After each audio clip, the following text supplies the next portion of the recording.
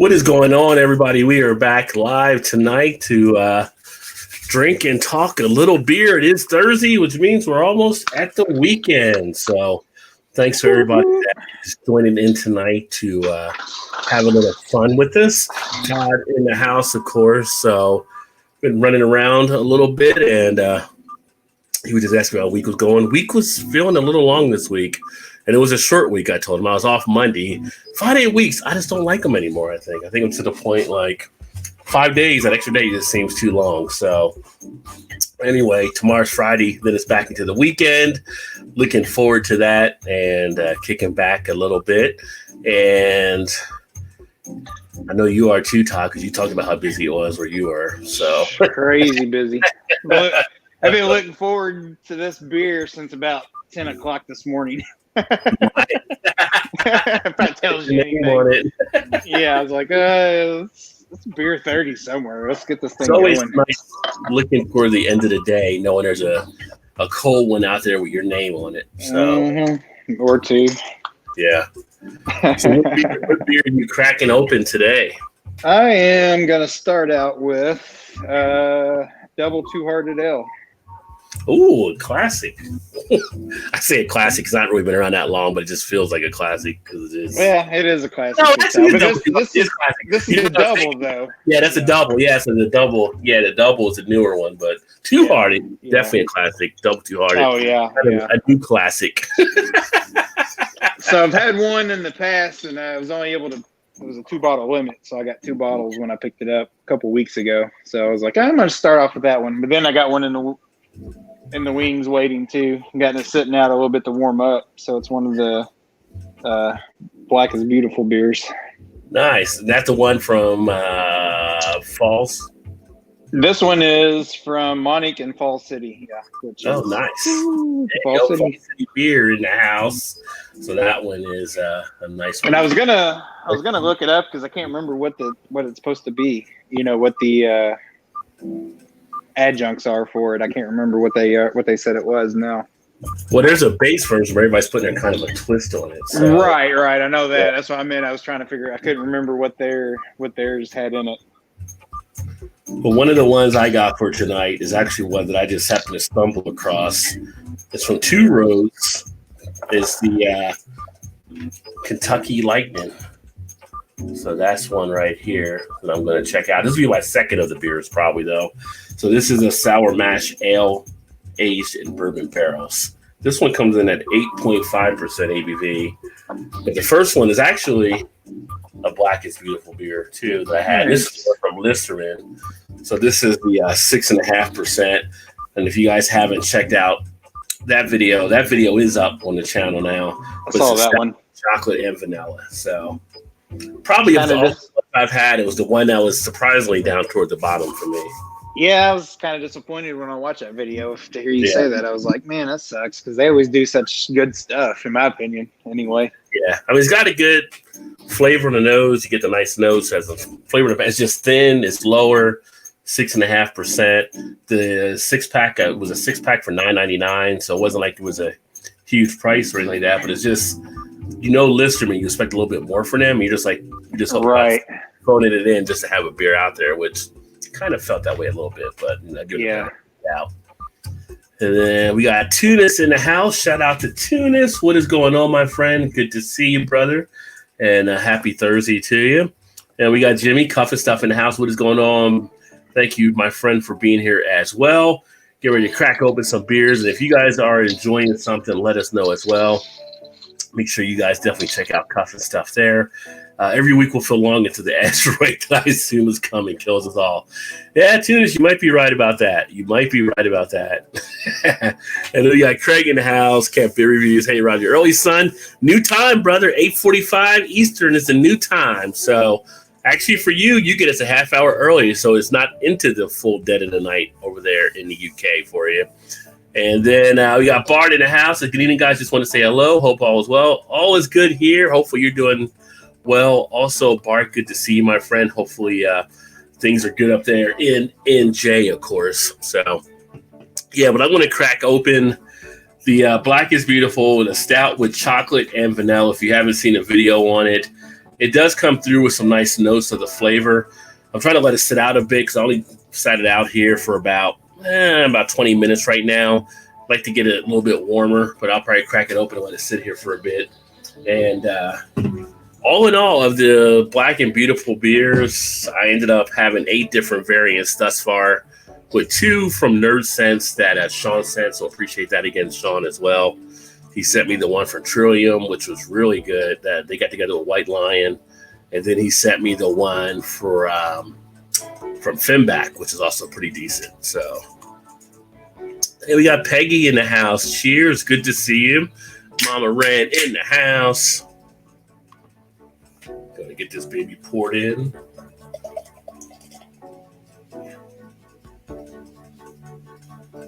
Let that sit for a bit. Hey, Rod, if you want me to save you one of each, I can save you one of each of these. If you want, I mean, yeah, you got the Falls River and you got the I got the Monique and Falls City one, and then I got the Acacia and Falls Idol one also, which I've had one of those. This one will be the first time I've had cracked one of these open. The one tonight, yeah. Haven't had it yet, so I was trying to think of what it was in that one, or what their variant was. Yeah, yeah. And then if you have two extra of any of the 4 or 6s that you have, and you want to swap, 2 for 2 or something, I'd be up for that too, just to try something else. Some of the other ones. Even a couple of the other ones. I got to think if I put them in the fridge or not if they're out. But I mean, honestly, you could put them in and take them out, and they still won't. Oh yeah. People are under that fallacy thinking if you put them in, you can't take them back out, which isn't right. Nah. Yeah, we can definitely look at something. Just something to think about. Bart said he's having a Sierra Nevada Pale Ale tonight, one of his favorites here. That's always a nice classic beer to have and enjoy. Nice throwback on that one. So every time I have it, I enjoy it. It's just not something you usually hunt down. But it's like, we'll have a Sierra Nevada Pale Ale. Hashtag get Joe back. We tried. Joe's been here. We tried. He was hoping, depending on how his new work schedule goes, to be back here in the fall. So we'll see what happens. But yeah, once in a while he writes us. He sends a message. He sends out a postcard. Just let us know he's still breathing. Right, just to let us know. The Rona hasn't gotten or anything. He's still kicking around. So yeah, we'll get Joe back at some point here. For sure. Hopefully we can get that all worked out on his end. But let's see here. So what else is going on right now? So I'm actually in the Cincinnati area. Todd's just south of me, Indiana, across from Louisville, basically. And we saw the local team bow out of the playoffs today. So that was interesting. So how do you don't even bring that up? 2 days of no runs. I watched that game yesterday too. Extra innings and everything. Bases loaded, man, first and third. The bases loaded was the worst one because then they struck out the side. They struck them out 3 times. Right. They had bases loaded, and then they come in the next inning and they do it. And today they blew it open in the 8th inning. I got to say the pitching was good. It was just the hitting couldn't come around. They had a World Series winning pitching staff, and you can't score a freaking run in 22 innings or whatever. They have 22 innings. Come on, man. What is that? Like their whole season this year, though, was that, though. Their batting averages. I even messaged my good buddy that now lives in South Dakota. I was like, he's a big Reds fan. And we always message back and forth. I was like, have you ever actually stopped and looked at individual batting averages? I was like, they may be the worst I've ever seen as a team total. Like their total team average couldn't have been much more than 220. I'm like, it's terrible. Yet they were like one of the league leaders in home runs, so it was either all or nothing. Like their pitching staff was great, but they couldn't score all season long. Yeah, they had some good players. They had some good players on their team too. So it's like, I mean, as far as hitting goes, it's just tough to put your finger on what happened there. I guess. I mean, it's outside of this, they didn't play well enough. I'm thinking after today and yesterday, tomorrow the headline ought to be Reds are hiring a new hitting coach. offensive staff in general. Maybe even go as far as the manager. I don't know. Oh, they should have something for an open in there. Yeah. there's got to be some openings of some sort. It's like, Yeah. God, how can you be that bad? I did find it funny though when you're watching the game. It was like the first base coach. I don't know what his name is on the res, but every time somebody got on first base, he would come over and say something in their ear like they usually do, and he'd just take his mask down. Like, aren't you supposed to leave it? And he walked back over and put the mask up. Like, I thought he had the mask down over there and up when you come. Right. Yeah, kind of had a little ass backwards there. He might have got hit with a bat once in a while. Someone got played with a bat, got him in the back of the head. I think it might have been. I don't know who their first base. He might be third base coach now. DeShields, maybe Delano DeShields. Well, he's an older black guy, so I didn't know what his name was, but it was just like, yeah, might be DeShields. Like put the mask up when you're getting close to talk to him. Wearing them for. I mean, you have it all wrong. All wrong. What are you doing? Like, I don't even understand that whole concept anyway. Of some of the players will wear them, some don't. Like, well, I don't even get it. Like, you're wearing them. I don't know. Yeah. Like, I guess they're trying, but it just didn't make any sense. Well, speaking of the sports thing, so we just had the Tennessee Titans, and now have 11 players that have it. It's up to 11 now? Yeah, so their game is called off against, was it the Steelers they had this upcoming week? Steelers, yeah. And that might be a Tuesday game, they said at one point, but now it may not be until later in the season. I'm just wondering how it's going to affect fantasy players. A lot of people try to do fantasy. So if you drafted Steelers and Tennessee Pittsburgh players, are you short this week now? How do you work? Yeah, well, you're screwed on your team. Well, you can. I was talking to my brother because we're in the same league, in fantasy league, and he's got Juju, Smith-Schuster, whatever for the Steelers. He's like, yeah, I got to sit him out because he's like, I don't know whether to play him in case they play Tuesday. But then today they said no, they're playing at later date, so now he has to play somebody else, in his place. But how's that work for that week when they do play? Like, what if it's only those two teams playing? Oh, I know. That's what you're saying now. Yeah. So now, how you really get those points worked into your fantasy league? I don't know. I don't know how that's going to work. I mean, football's one of those weird things anyway because they both have to be either on the same bye week. Maybe if they are on the same bye week, they go ahead and play. I don't know what they're going to do. Or they have to wait for like a whole week after where they're both just off and have the same amount of rest time or something. I don't know. It's not like baseball where you can just squeeze a game in or basketball.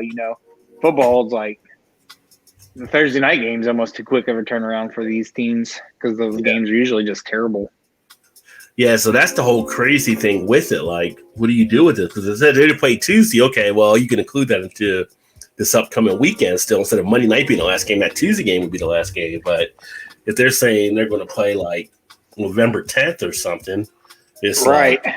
Yeah, now what do you do? Now you do. So you always had to wonder how that was going to affect fantasy if they couldn't play football at some point. And I guess people will find out in the fantasy leagues here.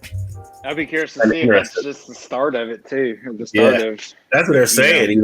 Look at what the Marlins almost did for the whole baseball thing. Their thing almost shut it down. Like when all those guys got it. Yeah.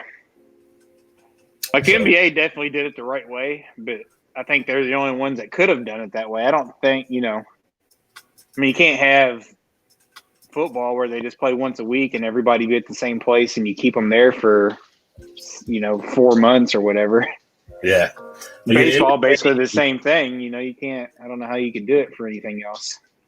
Yeah. I mean, NBA and NHL, they both did it the same way. Congrats to the Lightning for pulling out their Stanley Cup. I think the last time they got it was like 2004 or something. So they win last night? Yeah, they finished off the Stars, and I think Bud Light or somebody's doing a beer. I think it's Bud Light doing a beer celebrated or something. But they pulled it out, and then last night the Lakers ended up beating the Heat in Game 1 of the NBA. I'm pulling for the Heat. I don't know. I feel like I'm pulling for Jimmy Butler and just kind of get the upset going with the underdog, and I don't know. But LeBron will be 4-6 in finals, and again, for me, it's more going against LeBron than it is. Anyway. The greatest isn't even 500 in the finals. I mean, come on, man. Like, I don't know. He's just not there for me. I mean, he's great, but he's just not the greatest in my mind. I'm like somewhere Bill Russell's laughing, but that's a whole different thing there. To me, the person that never even gets in the same breath for being one of the greatest is Kareem. Like, you just look at his numbers and like he's never even in the conversation. It's always Michael and LeBron. Yeah. And the Kobe, big man, I guess. he outside and inside. Yeah, Kareem was. Yeah, he should be there. Kareem, you look at his numbers, like they're just ridiculous. Like everything, scoring, rebounding, everything. Scoring, yeah. I mean, yeah, and they didn't have the 3 points. Yeah. All the All-Stars and MVPs that he's won. It's like he does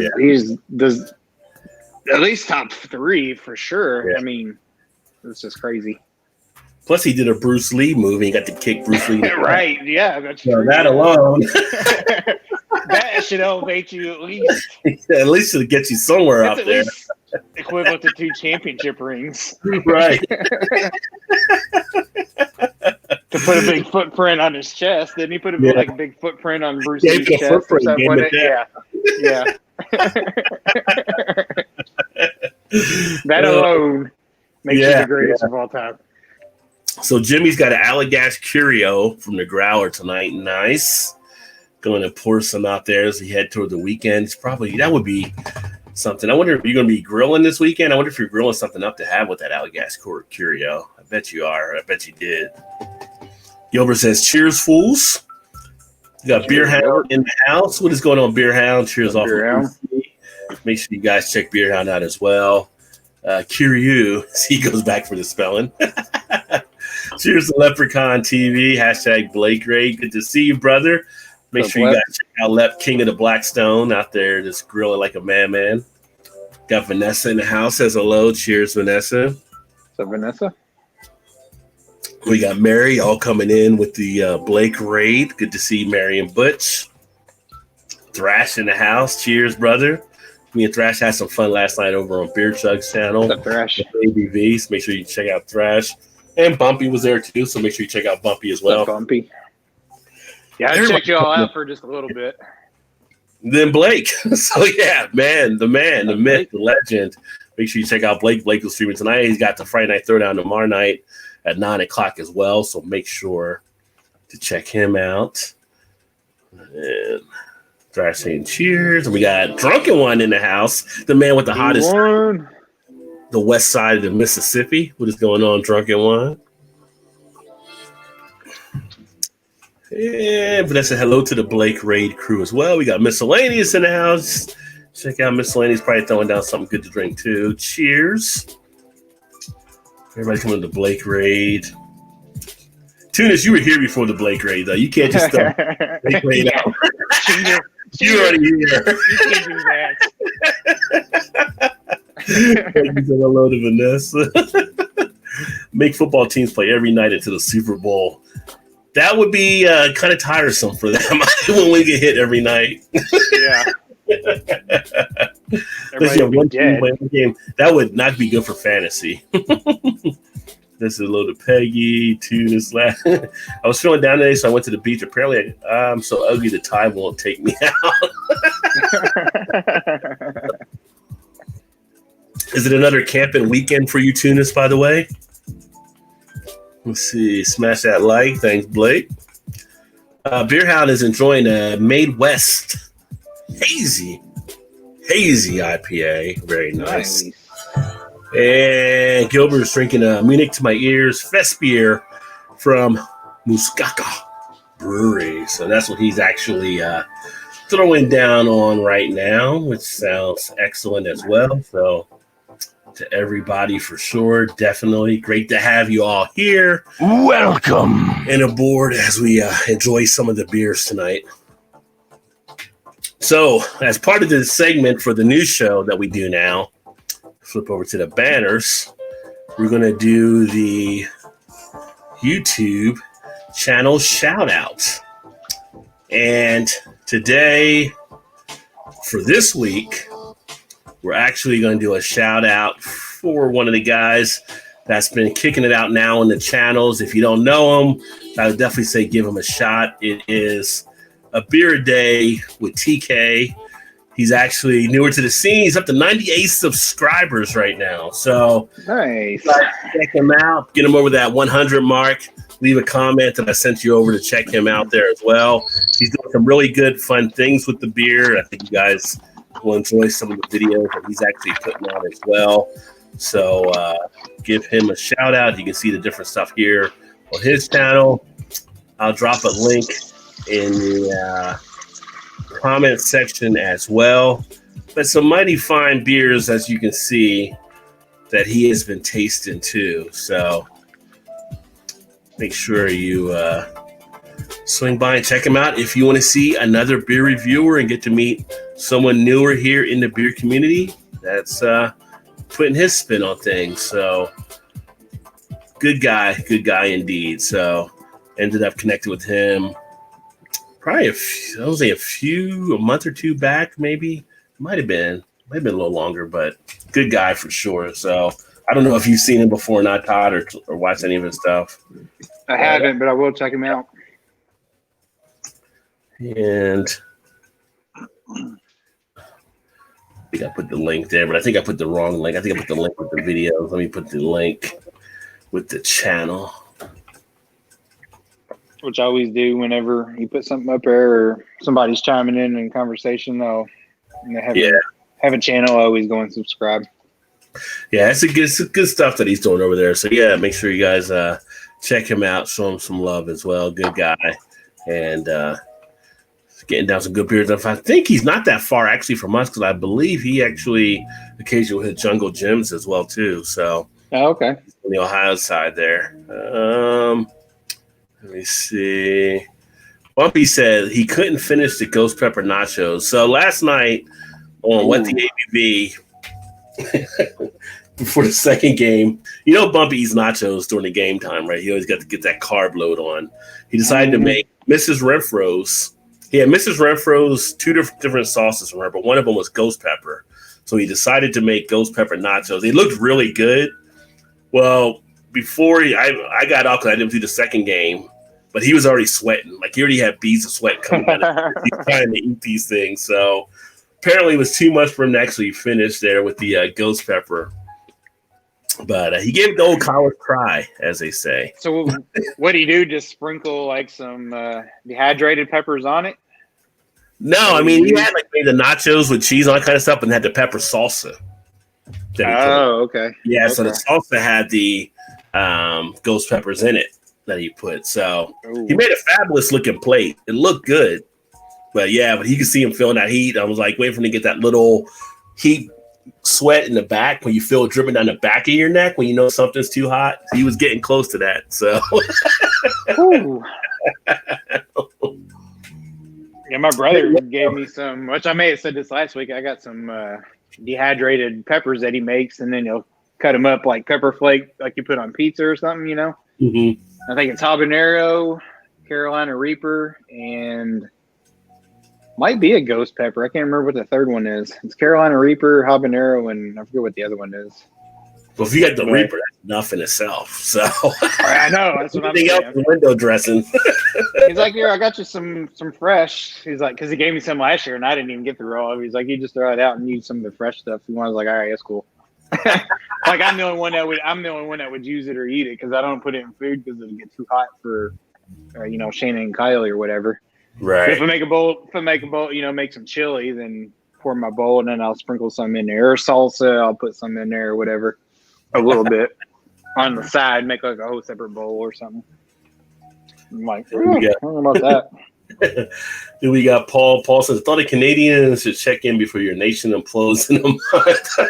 Well, actually, Gilbert was here before you, Paul, so you're the second Canadian that we have in. So. And if it implodes, we're coming to live with you. So make them earn those millions, and the entire season would take a few short weeks. But your body couldn't take it with football. No. I barely can do it once a week. Tuna says, hell yeah, I'm camping LL. This time I'm using a truck bed tent, though, not the big one. Like Tuna's like kind of every weekend. Are you going fishing and stuff too? Speaking of fish, I need to catch up with Flo Rida Hillbilly. If y'all know Flo Rida Hillbilly, check him out. But he does a lot of fishing as well. My WVU friend. Let's see here. Vanessa says hello to Middlefruit. Back at you, Vanessa. Let's see. Channel. Sounds yum, Eric. Let's see. Yeah, that fest beer that Eric's drinking. I barely dented my first jar of ghost peppers. I had the Carolina Reapers in the freezer at the llama farm. Whew. I'd do something with the Carolina Reapers, but I'm gonna have to keep something cool close for sure. Get you a gallon of milk or something. I have to look and see what those are now. I gotta see what the other one is. Tuna says, I love ghost peppers. They make everything better. Most people won't eat my chili. Oh, no.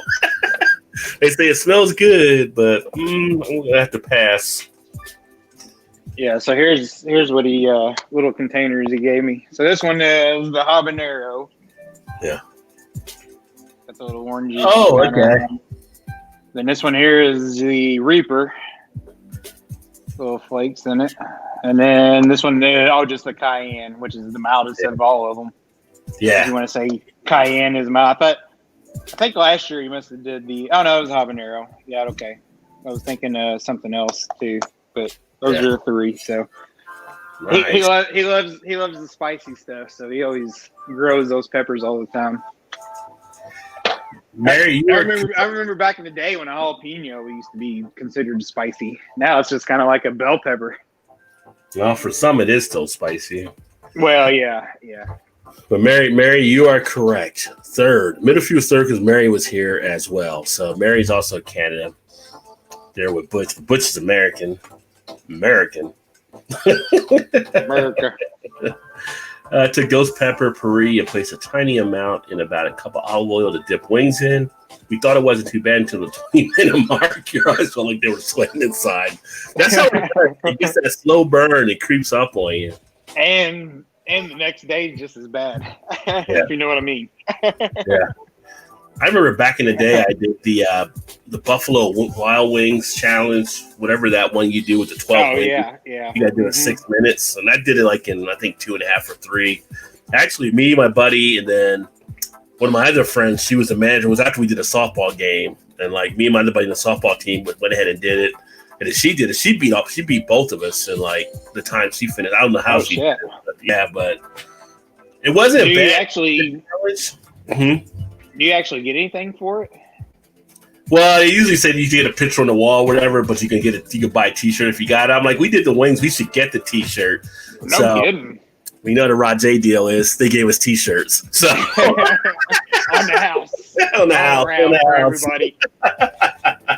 You should get that, or at least get them free or something. They should give you something. Like shirts, but I think we got the wings free for completing the challenge or something. But, okay. But as long as you kept going, that was the key. Because once you stop, it'll start to settle in with the heat.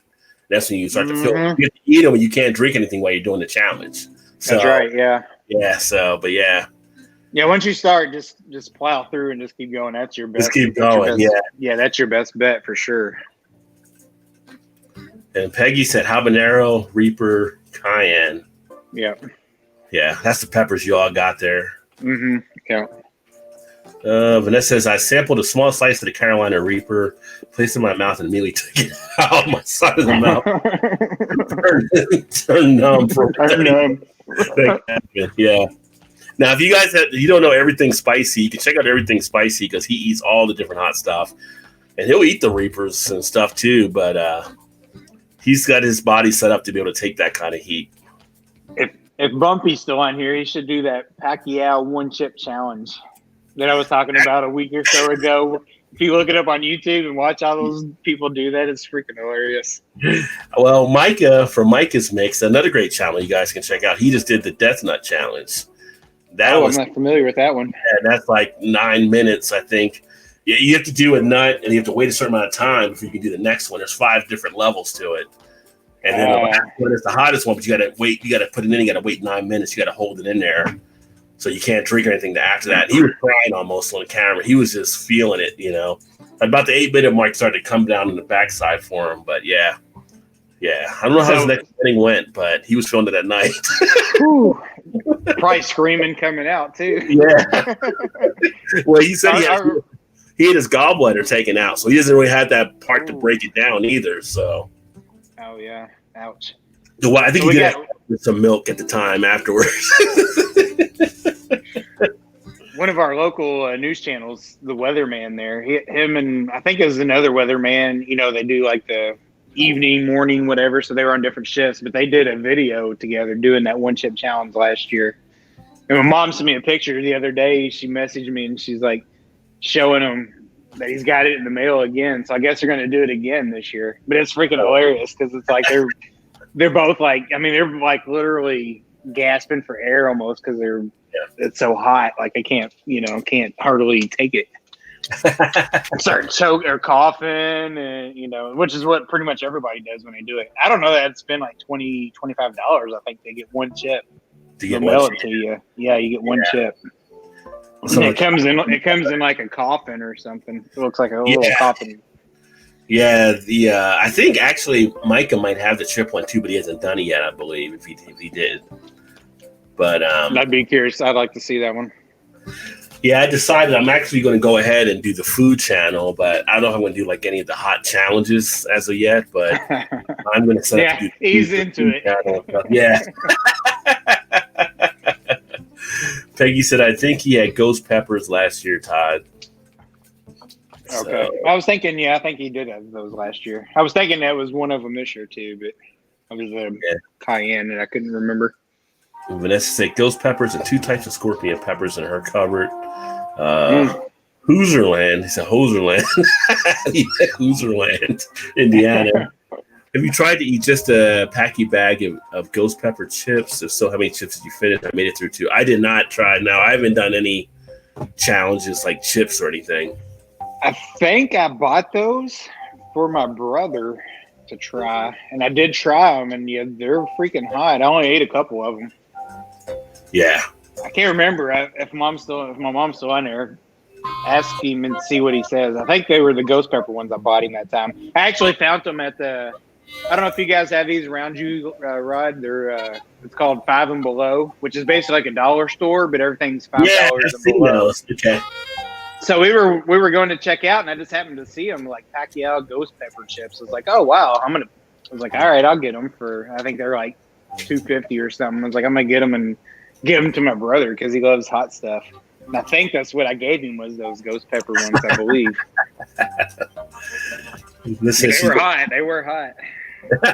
So she's gonna try growing some next year. If so, she'll sip us both. So I tried. I cook with it. My neighbor he just did jalapenos, but next door he used to grow peppers. He does bring me some, like when the peppers came up, which was nice. I like having jalapeno peppers. One of the things I like having peppers because from the vitamin C component, there's actually more vitamin C in peppers than there is like if you're doing oranges.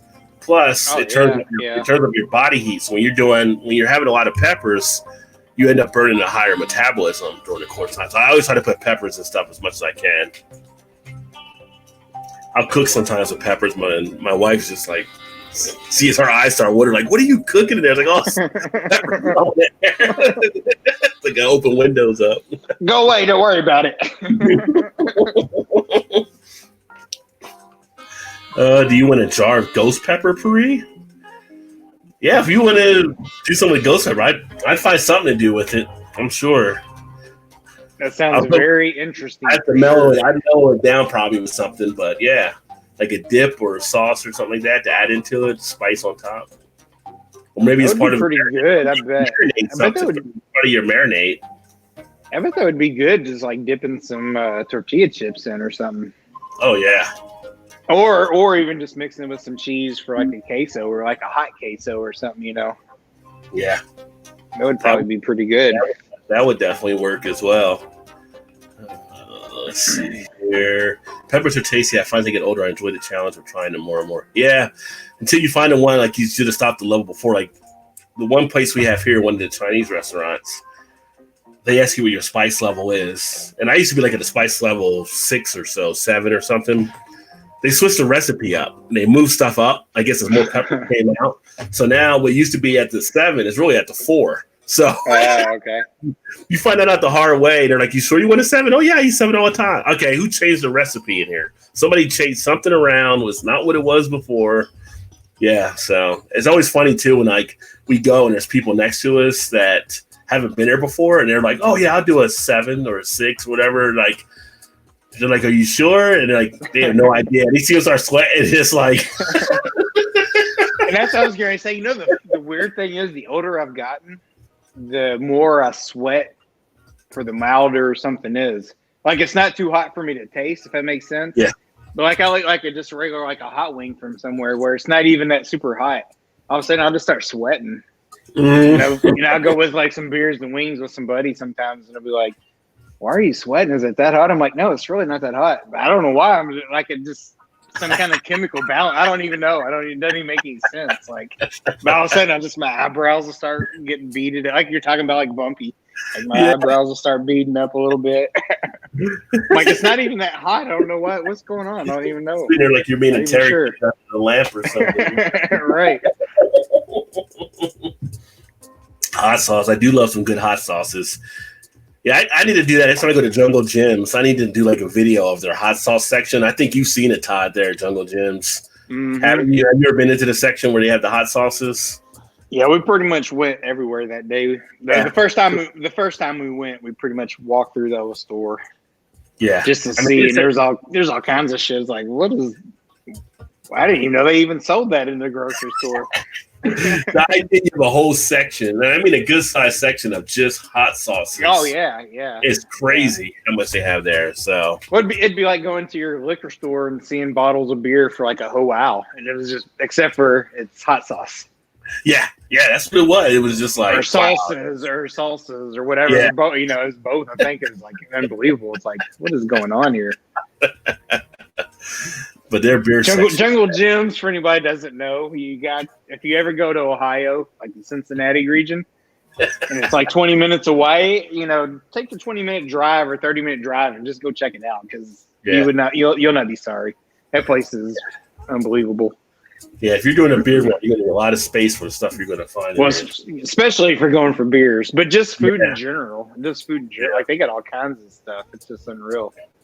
Yeah, I just like you're in there so long. It's like, I need to take a break. I'll get a beer at the tap. Right. People got their cars in with stuff in them, and they're sitting there drinking beer. Oh, let's go finish shopping.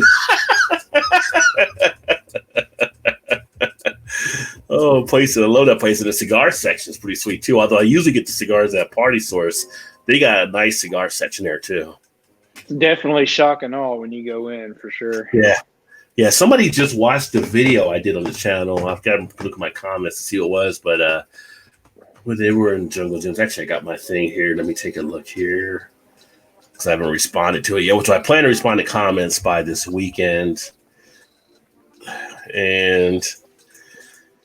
Yeah, Tony said, "Who is dealing?" He says, 2 things. Damn, this place looks awesome. Why don't my beer places have discount sections? So that was what he's in the Jungle Gym videos, because you do get a section where they'll have stuff for deals they got to get rid of. So, and their discount section is probably better than most liquor stores in general. Oh, it is. Like, we talk about like Genesee from time to time, more like when Joe was here, but. Like they had their 12-pack of Genesee Bach, and it was I think $5.99. But you've seen other stuff. Like I've gotten like these 2 Russian Imperial Stouts with the glass that are usually $19.99. I got them there for like $7.99 or something. Oh yeah, I remember. Yeah, you did. That was last year, right? Yeah, Put a video up on it. I was like, stuff. What? Yeah. And it's funny though. Sometimes you put things on there, and I'll message my brother, be like, "Hey, stop by Jungle Gyms and pick this up for me before they sell out." If you're in the area, but it's a little bit of a. Obviously, he's closer to it than you are, but it's still a little bit of a drive even for him. He's like, "Oh, I'm not going up that way because it's I think it's northeast from where he's at in Cincinnati there." Like, well, okay, that's fine. Just thought I'd check. Yeah, I get that. Email every day, or I guess towards the end of the week, once a week or twice a week, whatever. When they update their beer stuff, they have like a Jungle Gym thing they'll send out, and they'll put on what the hot deals are for the beers and stuff like that. And it's like, guess I'm going to Jungle Gyms this weekend. Wasn't really planning to, but if they're going to have this over there, I need to go pick up some. Right. Yeah. And then once you get there for that deal, well, let's see what they got in the regular stuff. I got to buy this now because this is only out this time of year. So it's like you plan to go in for one thing, you leave with like 20. It's like we'll definitely be making a trip that way once things kind of settled down a bit because IKEA is not that far from there. So like she wants to go to IKEA, I'm gonna go Jungle Gym. So it's like let's just make a trip and what we need to do. Because my wife's always want to go to IKEA, and I'm like, I don't feel like going to IKEA. I know we never went. It's like we need to have you haven't. It is kind of a cool store though. So have Shannon and Janice go to IKEA, and then we'll go to Jungle Gyms. Well, there you go. We could totally do that for sure. Like, I'd totally rather go to Jungle Gyms for sure. But IKEA is kind of a cool place if you're in, wanting to look at that kind of thing because they basically have like a whole like little apartment set up with all their furniture and stuff, different square footages. Like if you're in a small like New York apartment that's only like 600 square foot or something, they've got it like everything laid out or whatever. It's kind of neat. It's kind of neat to see. But with IKEA, so many people. When they build it here, because that's in Westchester, outside Cincinnati here. It's like a floor map you're supposed to follow all the way through the store. And I got friends. Right. Yeah. They know where the shortcuts are to cut because they don't want to go through the whole store. They know where they have shortcuts. Like you got to plan shortcuts to the store you're going into. You just can't walk anywhere. Like, oh no, it's all set up. You're supposed to follow this line all the way around. But if you go to the right spots, you can cut through and cut off where you're going. Yeah. We actually, they have one in Indianapolis. We actually went to that one last summer, I think it was. Yeah. And we did that too. We kind of just cut through because we were just there killing time. We wasn't really there looking for anything. So we just kind of cut through different. She's trying to hide herself when she went through the door. She was. Roger's just trying to hide herself coming through. You can't say hi. She don't know nobody no more. So she didn't want anybody to see her big boobs sagging. Big old sagging titties, she said. She got her night clothes on, so let her know she ain't got no support. You don't throw those words around with Tunis being here. Lucky she got work tomorrow, so she picked up tomorrow. So sure, she might be on tonight if she didn't. But. Let me see here. Vanessa says she found a nice 24-quart saucepan and try to make a more diluted chili for the pepper. Yeah, that's what I'm saying. Like to dilute it down a little bit. Off of those. There was an Italian restaurant south of me that asked you what onion rings were the size you wanted. They're small with shredded onion rings and a full platter. Wow. I do enjoy some nice onion rings. I do like to enjoy some good onion rings. I like them as long as they're cooked kind of crispy. But I don't like them real chewy. Yeah, to get that extra crunch on it. Mm-hmm. But people here go crazy over Frisch's. I don't think Frisch's is all that great myself, but people love Frisch's here. With the onion rings. You know who actually has some really good onion rings, in my opinion? Is White Castle. You're going to say White Castle. They also have a really good fried bologna and egg sandwich, too, in the morning. Fried bologna sandwich with onion rings, please. Oh, that would be a great, that would actually be a pretty good breakfast, honestly. Well, I will say White Castle, one, they have one of the better coffees for any fast food place. They have really good coffee. And their milkshakes are one of the best milkshakes from any of the fast food places. See, there you go. They got it going on. The WC Lounge, baby. The WC Lounge. I can see why people go there for Valentine's Day, right? Like funny, you see stuff for Valentine's, you'll go through, I forgot what the one app is that you can do to book stuff online. But White Castle will be listed. Like, who's going to White? But people go to White Castle on Valentine's. Like ours, I guess. Ours here, if you don't make a reservation, like as soon as they start taking reservations, it's sold out. Like it sells out like in no time. That is crazy. We got like a special menu Valentine's Day. I wonder. I don't know. I'm not sure. I'd like to go just one day. Just Valentine's. We're going to give you full size burgers today because it's. I'm not sure how that actually would work out for you later on that night, though. If you know what I'm saying. Yeah. Well, excuse me for a second. Be a lot of Dutch oven going on for sure that night. Oh God, Cleveland steamers and stuff. Yeah. Oh man, Vanessa said she wants to visit the party store someday. Yeah, the party source is a fun time. That's where we have blast when we were there. Oh yeah, good time. Vanessa, you would like it.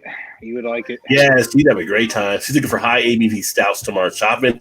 This is the turn that you want because this is when a lot of the breweries are bringing out the higher ABV stuff because people like to have that in the fall and going into the winter. So you'll see a lot of stuff hitting the shelves now. Vanessa, I'm talking too much. I shall be quiet a bit. No, you're fine. We love the comments. IKEA is fun. Visit the cafeteria too. Yeah, they're like known for their Swedish meatballs. Yeah.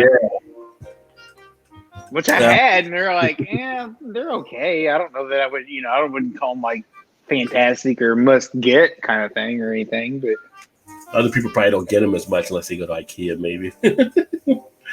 True. Hey, Shannon, we saw you. And crispy caramel deep fried onion rings. There you go. Yeah, I do enjoy a good onion ring for sure. Let me see here. So, but you're right about Frisch's. They always do kind of get accolades for their onion rings. People love the onion rings and they love the pumpkin pie. I don't think I've ever had their. I don't know why they're fascinated with the pumpkin pie there, but people just love it. The pumpkin pie. It's good. I mean, like you said, I was late in the game on pumpkin pie. We talked about that before, but right, yeah. People do love the one they have there.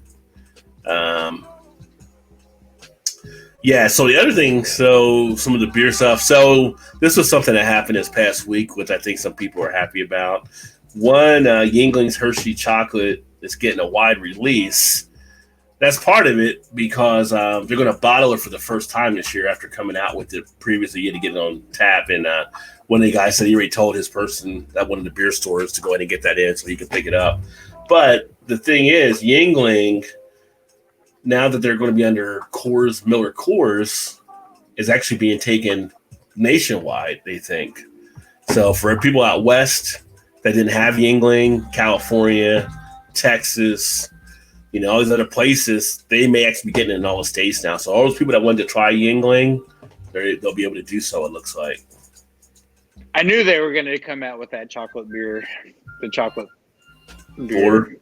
Yeah, well, I knew they were going to eventually. I think they were just doing it as a test market to see how it'd go over. And it was actually, did you ever get it? It was actually really good. Yeah, I got it. I mean, it was thinner than it was. I would have liked, but it's a porter, so I was kind of expecting to have that thinness there. Right. But the Hershey's, growing up in New Jersey, eastern New Jersey, or say western New Jersey, South Jersey, eastern PA area, where we used to go to Hershey Park as a kid, like on summers. Having Hershey's from that area, you really got that taste of Hershey chocolate in it. I was going to say, nice. Yeah. That's what I thought. Like the chocolate in it was so kind of pronounced. More so than just like the order. Yeah. Like I just thought, I thought it was really good. Kind of like the coffee stout or whatever that Pabst Blue Ribbon does. I think that thing is really good. Like the cold coffee or whatever that is. Yeah. Oh, you haven't or whatever that one? Oh man, that thing is. Kroger so has a 4-pack for. Kroger just put the 4-pack on sale. I think for like. I want to say it was like $9.99 or something. I was thinking about weekend. You need to pick it. Yeah, get it. Get it this weekend. Yeah, I mean it's really good. Like I don't know, I've bought it 3 or 4 times. Shannon really likes it, and giving it out. We've taken it like we did a weekend trip to her family's kind of camp place or whatever over the summer. And gave some of them. They're like, "Oh man, this thing is great." I'm like, "Yeah, well, you can't find it all the time." Well, now you can kind of seems like they've distributed a little more, or maybe people just ain't buying it. I'm not really sure what the deal is, but I've seen it, quite a bit. But yeah, if you can get it for $9.99, it's definitely worth $9.99 for 4-pack for sure, in my opinion. Yeah, one thing I did notice, I didn't put a banner up for this, but so I've only had the one Oktoberfest, which I did the video on from Paulaner when I was doing the hangover drink that night. Sierra Nevada didn't look like they teamed up with a German brewery this year. It just looked like Sierra Nevada Oktoberfest. There was no German brewery linked to it. The last few years, they were teaming up with the brewery from Germany. So that was kind of interesting. It looks like they're just back to brewing their own Oktoberfest, which I'm sure was probably fine, but it was kind of cool seeing who they teamed up with when they were doing it the last few years. And maybe they couldn't do it because of all the Corona stuff or something, too. Well, yeah, probably so. Yeah. Probably so. Vanessa got the Red Robin Tower onion rings when I go there. Yeah, it's I've had that there as well. But it's hard not to get the bottomless fries. I mean, we actually had Red Robin for lunch today at work. We've been so busy, they've been buying us lunch every day for like the past month. Nice. Can't argue with that. Yeah. Yeah. I like some Red Robin. It's pretty good. They got a pretty good burger. Yeah. I'd rather have, like, on the sign it says burgers and brews. I'd rather gourmet burgers and brews. I'd rather just have them send me the brews while I'm at work. That'd be better, probably. You'd be better, but would the office be better? Probably not, but at that point, who cares? Yeah. Oh, let's just see here. And too bad Joe's not here, but they're finally getting a Hofbrau House in Buffalo that finally opened up. So need to catch up with Joe to see if he. Well, I know Joe's laying low with everything up there too, but Hofbrau House, we have one. We had the first one in the States was in Cincinnati because of the German heritage they have. That Hofbrau House is a fun little place to go get your drink on. So, although it's been a little bit different since the pandemic, they don't have like the singing, all that kind of stuff like they used to do, I think. But still some good beers and some good food for sure. Yeah, my brother-in-law, Shannon's brother, he's a big German beer fanatic, but he loves going there. And since the one there near you, he loves going there. Yeah, it's always a great time going to that one. But I guess he spent some time in Germany when he was in the military, so he's become I guess his time over there, he really loves like the German style. Yeah. Pretty much all German style beers for the most part. And now this was something I saw earlier today as well, which I haven't been to Trader Joe's probably in over a year or so, but they got a new cookie butter beer. They said it tastes like Christmas in a bottle. If you like the butter cookies, like those butter cookies, like in the blue tin, around Christmas, they're saying doesn't like those. Exactly. So then it's like, do I need to make a Trader Joe's run this weekend? I tell you what, I can't get mixed up. Trader Joe's has great deals as well. Even on their house beers, some of the beers you get that are being brewed for them, like it's incredible what they're selling them for sometimes. Just because it says Trader Joe's name on it, Right. And the regular brewery's name would be that much more. Yeah, because they were selling one, I think, that was actually made by Firestone at one point. Yeah. I don't remember what it was, but Firestone was making them. Yeah. They get some good breweries that brew stuff for them. So which I think there's one right down the street from where I work at. So I'm gonna have to make a stop there one day just to go and check it out. If you like butter cookies, look for the new Trader Joe's butter beer. If you have a Trader Joe's. Is Trader Joe's, is that the brother of the guy that owns Aldi? Or is it Trader Joe's? I don't know. I never heard that one. I don't know. I think the person that runs, because they're all both like from Germany or something. I think the one. What's the other one besides Trader Joe's? Isn't there another one that's kind of I think it's Trader Joe's and Aldi. I think are brothers. Like they both own. I think they both own kind of one and the same. I feel like I've read something about it. Like the brands that you get at Aldi is basically the same thing at Trader Joe's, but they package it different and have different, branding on it. So they're like evil twin and McKellar then probably. Yeah, exactly. Yeah, kind of exactly that way. I think. And I could be wrong. I don't know if somebody out there in the comments knows one way or the other, but I could be wrong. But I'm thinking that it's Trader Joe's and Aldi, that the guys that own those are brothers. Yeah. Well, I'm going to crack open the Kentucky Lightning now. So I just cracked open the Black is Beautiful Sour Mash Ale aged in bourbon barrels. Woohoo! Oh yeah, baby. That's like that crisp sound of cracking open a new beer. So this one is 9.5%. Yeah, this was 8.5. Out of the can, smells a lot like coffee. A lot of coffee. That color on it. Little copperish. Yeah. Copper color. Just under half finger head. Smells like sour mash too. Is there a moonshine still around here? What's going on?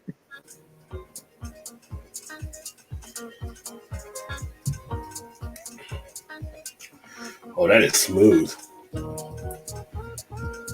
Wow. This is a perfect drink for like fall. Now, who made that one? Two Roads Brewing. It's almost got like a little bit of a apple cidery type feel to it with the sour mash. Wow, it really sits in the cheeks nicely too. It's like just flavor on flavor. What's the ABV on that one? We might have said, but I didn't hear you. 8.5. 8.5. Oh, okay. Yeah, this one I got the 2 pint cans were $8.99. It's a big boy cider-ish type beer then, or sour. Big boy sour. Mm. Hey, that soaks in nicely. That'll do. Let's see comments here. Raining's in the house and on raining to drinking Founders KBS system itself all year round, drinking a 2020, $6.99, and it tasted good. No more of the $25 4 packs. Yeah, but I don't drink Founders, so that's probably why I still on sales because some people are skipping Founders. Mm-hmm. Always order bottomless fries and ask for the refills before I get the first order. Nice. Yeah, it does take a while when you actually go there. Yeah, they try to wait you out. That's what they're trying to do. It's like you get all you can eat crab leg or something. Tell them to bring your order when you get the first order. That's right. Trader Joe's gas pint cartons of shelf-stable whipping cream. Very handy stuff. Hey, what's going on here? Late night. Sorry, I'm late. Oh, well, I don't know what to tell you. She's been shooting up people. We know what she's been doing. It's like an hour when we started. Yeah. Well, I think before coming on Facebook, she couldn't get on the Xbox, so her kids were on it. Seems like a little upset by it. But that's okay. We'll forgive you. Gilbert said, got some Flying Dog Gonzo Imperial Porter. Maybe the alcohol's catching up with me from Maryland, America. The Gonzo's pretty good. You're going to like that one, Gilbert. It's pretty decent. That is pretty good. And we don't get a lot of Flying Dog here much anymore. Yeah, I haven't seen it. I was going to say, I haven't seen it as much as I usually do. I still see it like at party stores. Obviously, Jungle Gyms, I still see it at. Some of the other stores, I haven't seen as much as we used to. We used to get it even at our Kroger for a bit, and I haven't seen it. Y'all's Kroger is way better than our Kroger here. Like, we don't get any. There's Kroger's better than that kind of Kroger. Stuff. Like other people tell me they get their Kroger, and we get the shit Kroger out in my mind. Like we don't get that. Like, oh yeah, if you ever make it down to our area, I'll take you to Kroger, and you'll be like, I want something other than Bud Light, Miller Lite. What's going on here? Kugel. Well, you go across the river, like where your brother's at. If he goes to some of the Krogers over there, they have freaking taps set up in Kroger, where they have something there, so you can drink over there like you're at Jungle Gyms, and they got a pretty good beer selection. Jeez. Yeah, our Kroger just like, what are you talking about? Well, I don't know what that is. Eclectic's in the house. What is going on? Cheers, brother. What is happening? Alan? You guys don't know the Eclectic beer. Make sure you check Alan out as well. Here shooting the Gip on a Thursday night and enjoying some beers, of course, breaking down some beer news. 6 Dragons Milk Stouts left. Very nice, Vanessa. I'll tell you what, Vanessa, if you can get it, get the Solera. I'm going to do a review on that here probably in the next few days to get it uploaded for next week. I had one last night on Beer Chug Show. The Dragon's Milk Solera, 10% ABV. Oh, my God. So freaking smooth. It was just... I need to get that one. I haven't seen it yet. Yeah, it just went down. And Vanessa said, hey, Beer Guy's in the house. What is going on, Beer Guy? Cheers. Welcome. Good to see you as well. Make sure you guys check out the Beer Guy. So Trader Joe's also has a coffee peanut butter cup porter. 22 ounce at 9%. All right. That's a Roger deal without even being Roger. No, that's regular Trader Joe's right there. They're cutting into your Saturday, I'm going to Trader Joe's. I'm thinking about stopping there tomorrow after work if it's not, too late. That is a deal. I'm going to definitely check that out. Coffee peanut butter cup porter. You have the butter cookie beer there too. 9% for $3.99 for a bomber. I mean, how could you not? How could you not buy that? And the cool thing with Trader Joe's is you can break up the 6-packs and they just charge you individual without any upcharge. So they do. 6-packs are $9.99. They just take the $9.99 divided by 6, and that's your cost. So you can take one off of it. Oh yeah. Oh, okay. When you first start doing it, they're like, oh yeah, if you see something, you can do that. And what they do is if somebody breaks the pack up, they take the other one to put them on the single shelf they have there. Oh, okay. So when you first do it, you're kind of weird. Like, am I able to? What about this? Can I do these bottles? Can I do these cans? Like, what is it?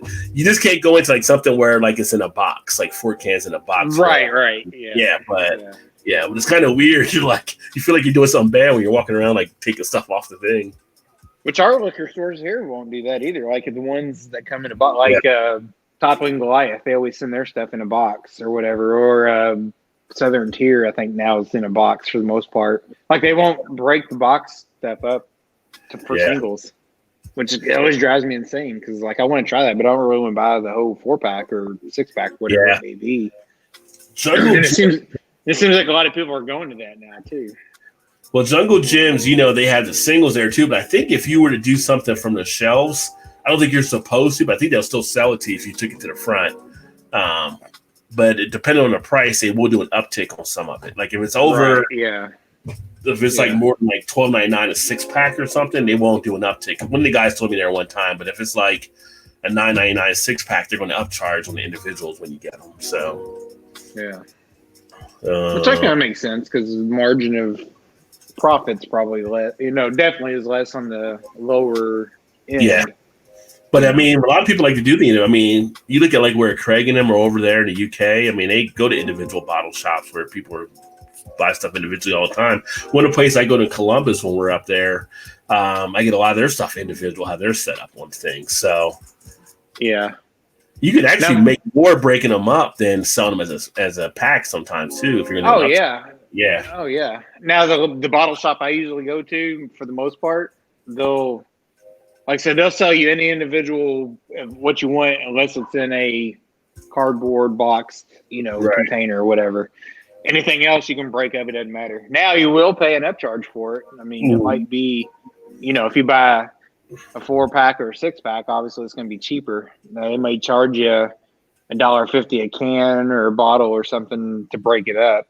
Yeah. Now, if you buy 6, like a mix and match, 6-pack, then they give you like 10% off for the whole thing. So, which isn't a lot, but it's better than nothing. Yeah, it's just always funny. Like it's kind of like some things I'm like, I want this when I, just as an individual. Like when I saw the Dragon's Milk Solera, just grabbed the 4-pack. Didn't even think twice. Grabbed the 4-pack because I'm not getting home and figuring out I should have got more of this because Dragon's Milk is always good. So I'm buying the 4-pack, right? But other stuff, I'm like, I'll try one of these or something like that and everything. I mean, for the most part, you can never go wrong with any of those Dragon Milk, no matter what. I mean, even the ones that aren't so great are still good enough to you're not mad if you buy a 4-pack. No, I mean, like if I see the 10W 40 series, I'm buying High Wire. I'm buying a 4-pack. It's not even a second thought about it. Just get the whole 4-pack because, And that's the other good thing with working in Kentucky too. Now I can just drive right down the street and pick up the High Wire stuff because I can't get it over on this side of the river on my side. Yeah, so. It was on the way home. Yeah, sure. Well, we'll make it on the way home if it's not. Close enough. What's a 5-minute drive? It's close to going home. You guys take direct deposit here? I can just have a going. I'll just come over and pick up what I need. Let's see. Vanessa, she is looking for those. So she is looking for the Solera out there. Gilbert's drinking on Kolschbauer Term Weiss. So nice little sour action taking place there. At a place here called Table and Vine, the entire aisle is pick as many singles as you want. They have 4 and 6-pack cartons to set them in. Yeah. See, we have like the cartons here for the 4-pack or 6-pack, but then we also have boxes. Like you have the cardboard boxes to load up how you want to load up on things. So is Vanessa in the area? She's kind of close to where like Treehouse and Trillium. Wonder if she gets Vanessa. Do you get Treehouse and Trillium? Do you know? I don't know if they go that much more outside of their brewery. That's what I was wondering. I know she's outside of that area. They are doing deliveries, I think, in their area now with the Corona stuff, but they don't go that far out. That's what kind of makes they're like a destination brewery. You have to go there usually, I believe. That's what I was thinking. I wasn't sure, but or even like what's the Focal Banger, not Focal Banger. Oh, well, they make Focal Banger, but what's the big one that they used to? It's in the gray silver can. I can't think. Yeah, Alchemist. Yeah, Alchemist. Yeah. She's more probably in their neighborhood, right? Yeah. What the hell's the one? What's the big one that they had forever? It was shit. I can't think of it now. Let's see. Hetty Topper. Eddie Topper. Yeah. Yeah. No, Focal Banger was the one after that one, but I've actually had Hetty Topper way back when it was like the number one rated beer in the entire universe. But like, yeah, it's all right. I don't know. I think I was the only beer at the time they made. I think maybe. Yeah. This was interesting. So one of the festivals that's virtual, they're actually delivering some of their beer to participants. I forgot what state it's in. It might be Wisconsin or something. I saw that. They can actually participate and have the beer when they're doing the virtual thing. So that's kind of cool. And then that's kind of cool. It's kind of weird, but it's kind of cool. Not sure if we're ready for this yet, but oat milk beer that Dogfish is bringing to the masses. So Dogfish Head is releasing an oat milk beer. I mean, we've got milk stouts. We're just making milk stouts with oat milk, which again, is not milk because it's not an animal it's coming from. So I'm back to saying it's nut juice because it's not milk. That's all I can think of when you think of something from the freaking nuts, But that might be an interesting thing to actually bring out to market. And then down in Arlington, Virginia, they're getting a World of Beer location that opens up next week. Now, I'm trying to think. So we have some people that are down around that area, but I was saying Eclectic, he's actually in South Carolina, but if he's ever been in Virginia, World of Beer, from what I've heard from places, from people have been to their places, it's pretty damn cool because they get beer from all over the world. And they have all different things all around beer in there, different things you can do. So we have one in Louisville, and I've yet to have gone there, only because I've heard it's like crazy expensive. It might be. It seems like one of those like destination type places or whatever, where it's kind of like, yeah, we're going to break your wallet because you're coming in like you're going to an amusement park or a sporting event or something. But I also have a local place in downtown Louisville. It's called Sergio's World of Beers, and he's been in business for I don't know how long, as long as I can remember, probably. Well, I mean, as long as I've been in the craft beer, whatever. And you go in that place, and he's got everything you can imagine, like things you couldn't even fathom, even being able to get your hands on. Yeah, wow. So you walk in at the bar, he's got like a 16-ounce can of Bud Light, and the price tag on that thing's like, I think it's just a joke, but I think the price tag on it's like $1,000 or something for like a 16-ounce can of Bud Light. Only because that's the only like macro you're gonna. The only macro in there. Yeah. and it's weird, and it's all on your honors. So you go in, he's got like, I don't know, 10 or 12 taps, and it's just a little bitty small thing, but he's got all these refrigerators full of just beer, so you can just get your beer, pour it, set your can down, whatever.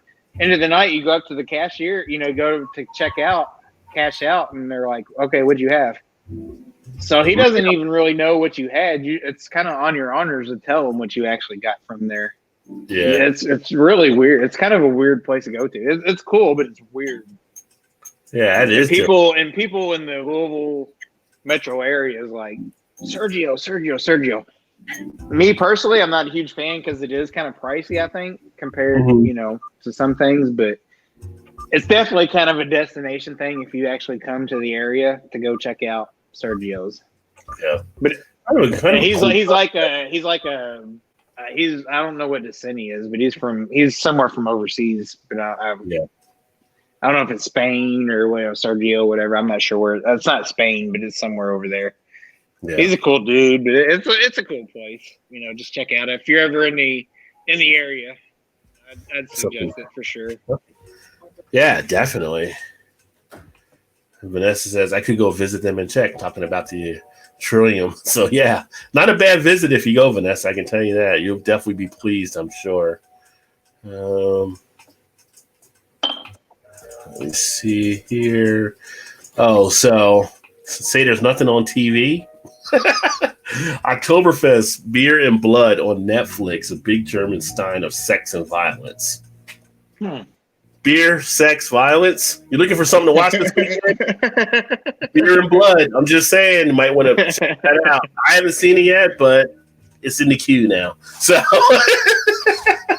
but yeah, I was reading a piece and I was talking about this the show, and I guess the guy's trying to run a brewery and come up with a beer for Oktoberfest like that, but I guess it's a crazy type stuff that happens during the course of this movie or whatever. So, yeah. Never heard of it. Never heard of it, but now you have. No. I'm not sure if it's on my must-see things or not, but I might have to check it out. If Game of Thrones ran a brewery, here's what would happen. Right. What could go wrong? What could possibly go wrong? Or if they were allowed to actually kill people in Beer Fest, right? So, yeah, there you go. And then a feel-good story. One good thing, Holland Brewery, Big Lake Brewing, created a healthcare heroes beer, donate sales to healthcare workers there in Holland, Michigan. So that's a nice little thing they're doing. Nice. So, again, that's why it's always great to support independent and local. Not that macros don't do stuff. We know they write checks out and do stuff too, but it's always nice when you have like someone local in the community doing some things. Definitely, I want to help the healthcare workers out. And then the other beer news item I had, Sam Adams is honoring RBG with the re-release because he did this one earlier of the When There Are Nine, a beer they dedicated to her. So after her passing, they're coming out with the beer in her honor again. Oh, nice. The re-release. So good on their part as well. So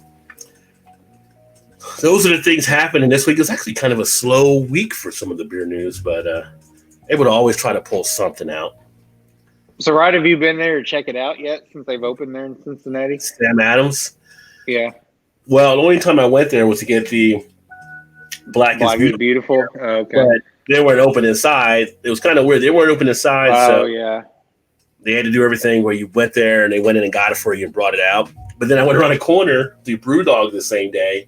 Could go inside there. They were open. They were in there. They had people spread out. And then I got their Black is Beautiful as well. So.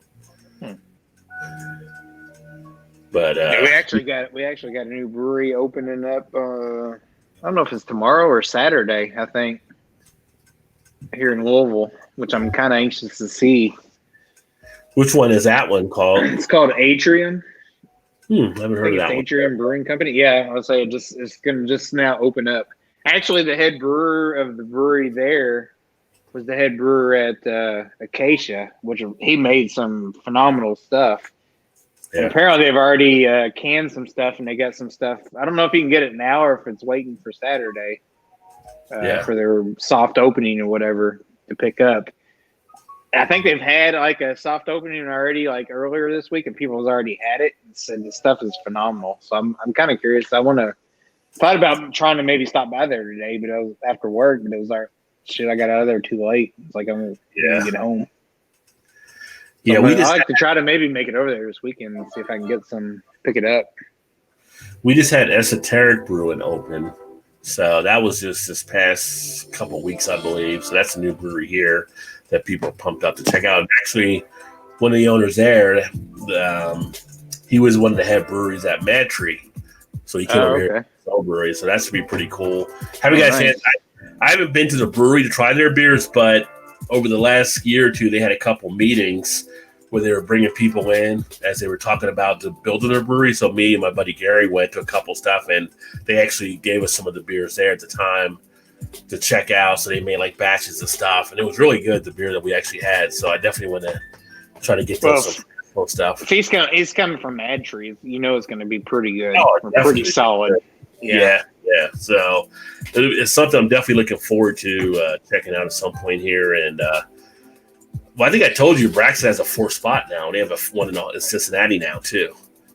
So they have they have 4 locations. So they're probably the one blowing up the most right now. Although I was talking to the guy at Braxton Labs last weekend. He was talking about they were actually kind of slow down there. And they got weird hours now. They're not as open as much as when you guys were in town. It's like a few days a week, which makes sense. But as far as a brewery, I mean, they're all over. They keep coming out with new stuff. So I think this one marks the 3rd brewery that's opened, probably, or will open within the last probably month and a half or two since the pandemic's been going on.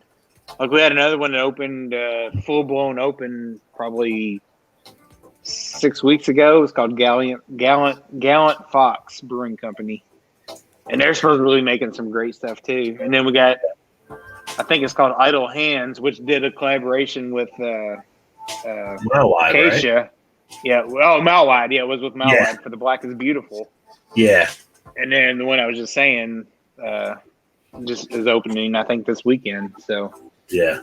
So that's pretty good that you got 3, considering the times, that are still moving forward and going ahead and opening things up. So yeah, I haven't seen any brewers really shut down. I just seen them cut back on some of their times when they're open. Like one of the breweries, right? Winning Cask used to be open pretty much 7 days a week. They're down to about 3 or 4 now for what they're doing. So, people are adapting to what they have to adapt to. I will say, I know with Braxton, when they put stuff out, they're selling out like within minutes of stuff when they post it online. So, oh yeah, so they've kind of fallen into the Listerman and 450 North kind of thing, where they get the specialty or maybe the new stuff, and people are just like flocking to get it. Yeah, well, you don't got nothing. You don't got to wait. You just go on. They send an email out and they'll say, okay, at 9:00 this beer will be made available. You can order online, pick up anytime after 3 or whatever, and by 9:10 it's like sold out almost. Yeah. Because I know 450 had a new release today that you can go online and buy today. I didn't see it, but I'm sure it probably sold out in like 30 minutes. I think they had 13 beers today, new. Wow. It's like, yeah. And I think all this pandemic's done is now that they do it online, they sell out way faster than they probably ever did. Yeah. Well, for them and their strategy, for the main part, they're always doing something new for a lot of their stuff. So, oh yeah. They got to keep creating things. Let me see here. Trillium has several locations near and around Boston. Yeah, they're out of that Boston area.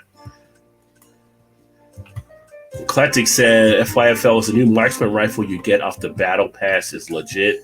I've gotten it. I haven't used it yet though. So I don't even know what all that is. Did you do the update? I haven't yet. Oh, you did the update yet? So you do the update. It gives you like a couple free things off the battle pass. So there's a rifle. Okay. Well, I know the battle pass in general. Like I don't even get any of that stuff. Well, you get it with the season though. Well, I know that you do, but I'm talking about like throughout the campaign normally. We just play it more than you is what it is. Like I've been stuck on 700 since I bought the damn game for like the coins or whatever. I think we just play it more than you do, so that's how we get. Well, I do know that, but yeah, and plus you're all way better than I am. So I've been struggling a little bit lately, but I've been trying to get all these gold guns, and that's been slowing it down. Nessa found a nest maker of pewter dragon mugs. That'd be pretty cool. Pewter dragon, neat, definitely. Yeah, that would be kind of a cool type thing to have. That'd be kind of. I never watched Game of Thrones, but I guess it'll be kind of Game of Thrones-ish. I don't know. Pewter dragon mug. It's good. I would say check it out. You should watch it. You'd like it, I think. It's over now, though, so it's kind of like. Is. I mean, the ending is disappointing, but it's still worth watching. Yeah, I ended up watching. I don't know if you ever watched The Deuce that was on HBO with James Franco. I did, and I started to watch it when it first came out, and I never did. I don't know why.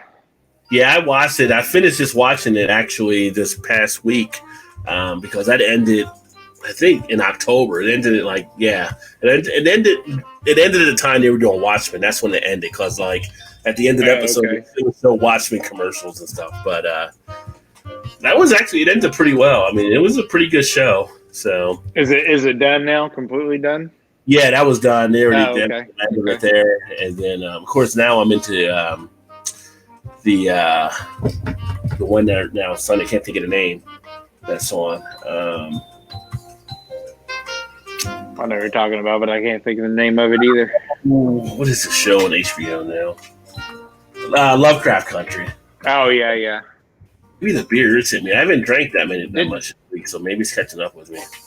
Did you watch any of the Perry Mason series? It was good. Perry Mason's pretty good. Yeah. I haven't watched it all yet. I'm about halfway through it. It is pretty good. It's interesting. It picks up after like episode 3 or 4 in that series. Oh, yeah. But that guy that plays Perry Mason, I liked him before when he was on The Americans as right spy guy. So yeah. No, it was actually pretty good and into the storylines and stuff they're doing. So it surprised me how, and John Lithgow was on that. He was actually a pretty good actor on there too. Mm-hmm. So did they just skip this year for Snowfall altogether? It got pushed back at one point. I know with the stuff I think that was happening after John Singleton had died. They were. Oh, well, that's true. I forgot about that. All the stuff ended up affecting it though. But yeah, because they had the other directors that were still doing the other episodes. Yeah. I forgot about John Singleton dying and being that. Yeah, that makes sense. I bet they probably just pushed back to next year then. Yeah, I mean it was already approved to come out, so I think it got pushed back with delays in shooting. But I did start watching Fargo, and that's really good with Chris Rock in it this season. So I want to see that. I want to watch that one. Yeah, I watched the first episode, and it was pretty good. What they were doing there. So he was on Howard Stern Wednesday, I think it was. Tuesday. It's pretty good. Pretty good interview. Yeah, they always got good writers with that show, and they've had good casts there over the years thus far. This is like season 4, I think. So I like how they're doing it like kind of like an American Horror Story. So each season's a different type of situation happen. It's just always set in Fargo when they do it. It's like almost like an alternative universe type thing taking place. But I've seen the first season, and I started watching like a couple episodes of the second season, but I haven't. That's all I've seen. I need to go back and watch them all. I didn't watch the new one for sure. Billy Bob was the first season. Was pretty. Oh good. Yeah. Of course, he's good. Pretty much everything he plays in.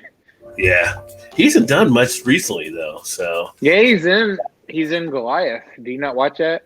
Oh, I haven't seen Goliath. Okay. Oh, right. Yeah. Dude, you got to watch that. It's so good. Was it Goliath and Ozark are 2 shows I haven't seen that people say? Oh, both of them. Oh, yeah, both of those are like top notch. Yeah. Like for us, I think. I think this is the last season for Ozark, though. I believe. I think it might be. Yeah. Like for us, you got Yellowstone, and then like Ozark and Goliath are right there behind that, probably. Yeah. Right now, as far as Yellowstone's really good. I really don't want to wait till next summer to find out what happens next. I mean, Yellowstone. I know. With that show, yeah.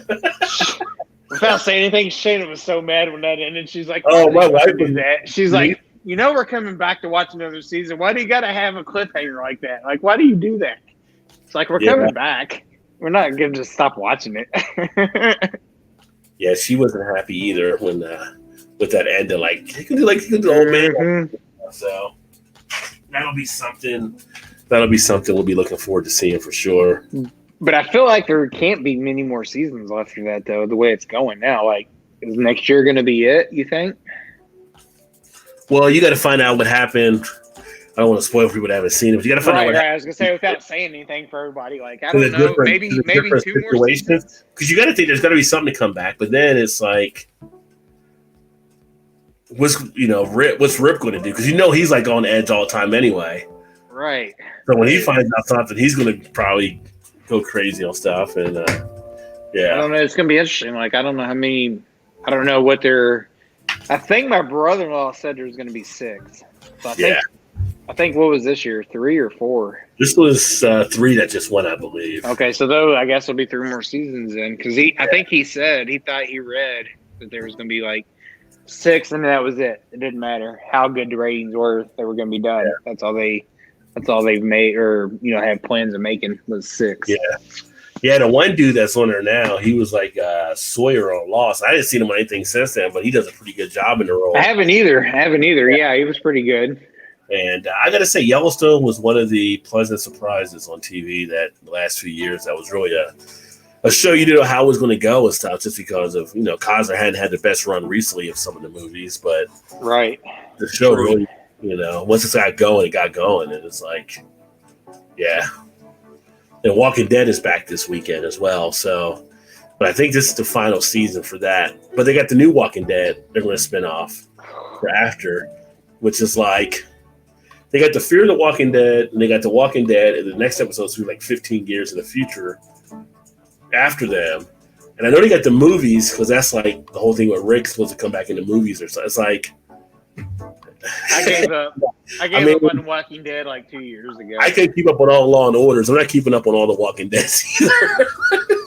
And I started watching Fear the Walking Dead, but there's not one single actor or character in that show that I was like, I don't even give two shits about. Like, I don't even, like, that don't even make it interesting. Like, I don't even want to watch it. So I stopped watching it. Like, I don't watch any of it now, so.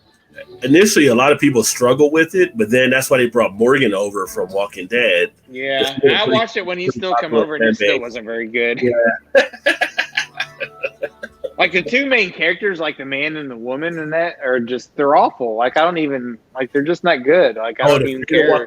Yeah, they were terrible. Yeah, they were bad. The only one that made Fear the Walking Dead kind of entertaining was a kid that was strung out on drugs. You're right. You're exactly right. And he was never even hardly on there. You know like, what? Who cares about you all? Let's just see about your screwed up kid. We just watch him. As bad as it sounds, when someone's strung out on drugs, they're definitely more aware of what's going on because they went that other score. So I stopped watching that, and I stopped watching Walking Dead like 2 years ago because it just felt like to me it was like over and over and over. It was like the same thing every year. They were never going anywhere. Like it wasn't building to anything. Like I'm sure it is, but it's like, and I just like I'm done. I'm tired of it. Like you just keep killing all these people off and then bringing in new people. Like I don't care about those new people. Yeah, I fell out of it at a point, and then I got back into it. She was still watching it, and like. But then they had a couple seasons ago, they had some pretty good wars that took place with a couple of the other people. And they had one episode where they kill people you did not expect them to kill either. And it's like, okay, now we're interested. And people were like, it's just funny because you watch The Walking Dead and then you watch if you read on Twitter, you'll see Twitter afterwards and people are like losing their mind. Like, do these people know it's just a TV show? Like some people feel like they can't get through the day. Real life or something. Like, it's a TV show. You're okay. You'll be all right. Like, I feel like I knew this person and you killed him. It's like, really? Does it get that deep? I mean, I don't like when some people die, but it's not that deep where you got to go to therapy the next day. It's funny you say that because remember Glenn when he died on there? Yeah. That was the last time Shannon watched it. She was like, I'm not watching no more. They killed him. He was like, I'm not watching anymore. Because she liked Glenn and Maggie. So it was like, if they kill her, like, because they were there for a couple episodes, it felt like they were going to knock her off. And she's like, they kill her, I'm done. Then a couple episodes later, like, it's going to be Glenn. She's like, they kill him off, I'm done. Well, they did. So she's like, she ain't watched it since. Of course, I stopped watching like 2 years later. She's like, I'm done. But in the book, he didn't even make it as far as he did. So he ended up. Right. That's what I tried to tell her. Is like, most of his characters didn't even survive as long as they have in the show. Well, Carl was always getting on my nerves, and it's like, oh, I hated Carl. Then when they finally did kill him, it was like, you're going to kill him now? Like now you're going to kill him? Right. So bad as you killed him, you know. So it is what it is. But so we still watch that once in a while. But there's not much other. I don't think much other shows that really get us. I know we'll watch stuff on Netflix and all that kind of stuff, but I mean, some of the regular shows, just the writing isn't as great. It's kind of like, So I just catch stuff when I catch it. But it was funny though. This past week, I was doing something. I flipped to a channel, and I always heard about that show. Was it Schitt's Creek or whatever? We just finished that about a month ago. I've never seen it, so I'm just sitting there watching. I'm like, this is actually kind of funny here. It is freaking hilarious. Now, if, like, people have an issue with like the gay community or whatever, because like one of the main characters, Eugene Levy's gay on there, right? Levy's son, is gay. So they, and you know, the first episode or first season or two, you're not sure, but then it kind of, it's full blown. You know, it is like you kind of had an idea, but then after that, it's like okay, for sure. But that show is so freaking funny. It's so funny. It made me. I mean, it had me cracking up. I said, maybe I should check that out. I haven't really checked it out, but it was pretty funny. And shout out to Triple B in the house and what up, guys. Just swinging by to say hello.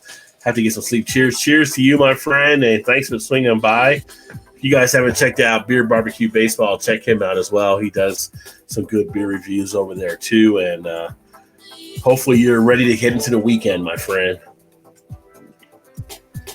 Speaking of Schitt's Creek, I think they won like 8 or 9 Emmys a couple weeks ago. Yeah, I saw they had some Emmy wins that went their way. I saw there was one for Game of Thrones. I think for best show. I think it was everybody complained about Game of Thrones, like we were saying earlier. So I'm like, did they give them an Emmy just because it was the last season type thing? Like it wasn't as great compared to what everybody was saying. So how do you get an Emmy for it? True, right. Yeah, it's like, okay, here's your side Nora. We'll give you an Emmy. And the season sucked. That just makes no sense. But some stuff doesn't out of Hollywood. Yeah, most things don't. There was a never watch cable these days. Yeah, I still watch a few things. I mean, honestly, most of the time I'm working, and then I'm not working. I'm doing the YouTube stuff, but catch a few shows here and there. It's not as much as what it used to be for me to catch some of the shows, but I like to try to catch some of the Netflix and the movies and some of the specials and stuff I got into more recently. I'm trying to think what we watch now and things worth watching. We don't really watch a lot of stuff anymore, honestly. Yeah. Mary said 9 Emmys, so Schitt's Creek got 9 for that one. 9, okay. Yeah. I think y'all should definitely watch that from the beginning. It's so funny. I was just happy Regina King got one for Watchmen, and I think the guy that played her husband got did she? one. Well, I think he got one too. Okay. And then I don't know how many they got total. I mean, they got some for costume design or some other stuff. The stuff they don't give them on TV, I think. But I would love another season of that, but it's almost like, do we need another season, or can we just leave the question of what happened next, like, and not ruin anything? Like, kind of like, does she walk on the water? Does she not walk on the water? It's like, it's just always out there. They could wait for years and then bring it back again, because isn't that what they did before anyway? Wasn't Watchmen out? Wasn't what? Well, the movie came out like years ago. Yeah, the movie. That's came what out I'm thinking of. Yeah, I thought they had a series too, though, years ago. No, just this one. This is the series. It was just the movie? Oh, okay. Yeah. Okay. That must be what I'm thinking of. The movie's been on TV a few times, so you might have seen it there. Yeah. Too.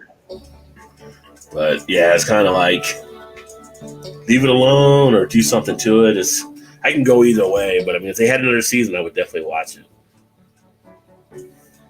Yeah, some of them definitely will carry it too far. Like, not after one season, but like, 3 or 4 seasons. Like, yeah, you probably should have ended it.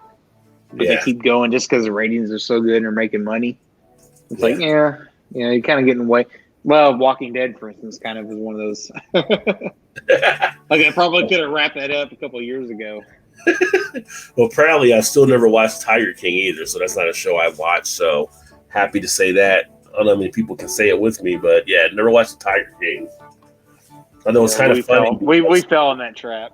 Yeah, it's kind of funny. I was talking to someone. They were talking about Dance with Stars. I was like, yeah, I say Carol Baskins is on there now. I see, because you know who she is. You don't watch it. You've seen her everywhere. So I'm like, well, OJ's got a shot then now, right? Because I mean, Shannon likes watching that show. So yeah, like Carol Baskins, I was like, like, why don't I said the same thing? Like, why don't they do an episode? Why don't they just have like a series of like OJ, Carol Baskin? What's the girl's name? He can't do Epstein because he's out already. So right, true. What was the girl's name that killed her kids or whatever? That was, damn, I forget what her name is now. She's a younger girl. Smith or whatever. Susan Smith. No. Well, she did too, but not her. No, the one just recent within like the last 5 years. Damn, I forget what they show stuff on the ID channel and stuff all the time. Damn, what the hell's her name? Shit, I can see it, but I can't think of what the hell it is. She was younger. Like, she was out at the clubs and stuff, not too long after her kids were found dead or whatever. God, what the hell is her name? I have to ask Shannon, but she's running around. She is, yeah. No, you would know the name for sure. If somebody's out there watching, they probably know who it is. God, I can't think of what. But anyway, long story short, I was like, why don't you get all these like people that are up for murder and stuff? They got off. Like, why don't you have a Dancer with the Stars with all those people? Carol Baskins, OJ, whoever. Who do you vote for if you don't want none of them to win? Like, who do you vote for? Right. Robert Blake was one of them. Yeah, Robert Blake. Have them all on there. Yeah, yeah. That will be a crazy season for sure. God, what the hell is their name? That's gonna drive me nuts now. I would look it up on my phone, but I can't since I'm doing the stream on here. Yeah. Yeah. Somebody out there has to know who it is. You know who it is. You'll know who it is as soon as you hear it, though. I don't know. We got a lot of demented people in the country, so yeah. Dancing with the Stars. Dancing with the Stars. Murder Row season. People are killing to get on. Like, I'll win or I'll kill you. Oh, there it is. Beer guys at Casey Anthony. That's who you're thinking of. Casey Anthony. There you go. That's it. Yeah. Yes, Casey Anthony. There you go. I knew somebody would know who it was. Yeah. Mary's and Andrea Yates, but on Casey Anthony. It's like Casey Anthony. Thank you, beer guy. That's it. That would be God. That would be kind of a sick show to have. How bad would that be? At the same point, a Hollywood executive be like, "Can we get ratings?" How bad would that be? But how much ratings would that show get? Right, like, they'd be off the charts. Like they'd be like a pay-per-view type thing, and it'd go like sell so many subscriptions to that. I'd be like, "Oh, I'll watch it. Why not?" I wouldn't personally, but people would. People would pay to watch that shit. They probably would make money just because of people that would complain about it. You know, we get so much bad press, they would probably make money off of it. That's true. That is true. That would be funny though if they actually did that. I mean, it would be funny, but it would be funny. Yeah. I don't even know what makes some of these people celebrities that get on the show anyway. Like, I don't either. Celebrities or just like, just notorious for some reason. I mean, well, I even told Shannon that. I was like, why would Dance with the Stars bring Carol Baskin on? Like, knowing that her background, if she did or didn't kill her husband, she's still notorious for that, right? Like, why would you bring that on anyway? Maybe she's the canary in the mine. They're testing it out to see if, we can bring her on there. Maybe there's some people, they're probably like, I can't believe nobody voted her off yet. Like, and you know what the first song she danced to was? I Have a Tiger. Was I Have a Tiger, and she had like I think it was I Have a Tiger, and then she had like leopard, the lion stuff on. Like, what are you doing? This could have been Hot Stepper, Murderer. True. That probably would have been better. Here comes the Hot Stepper, Murderer.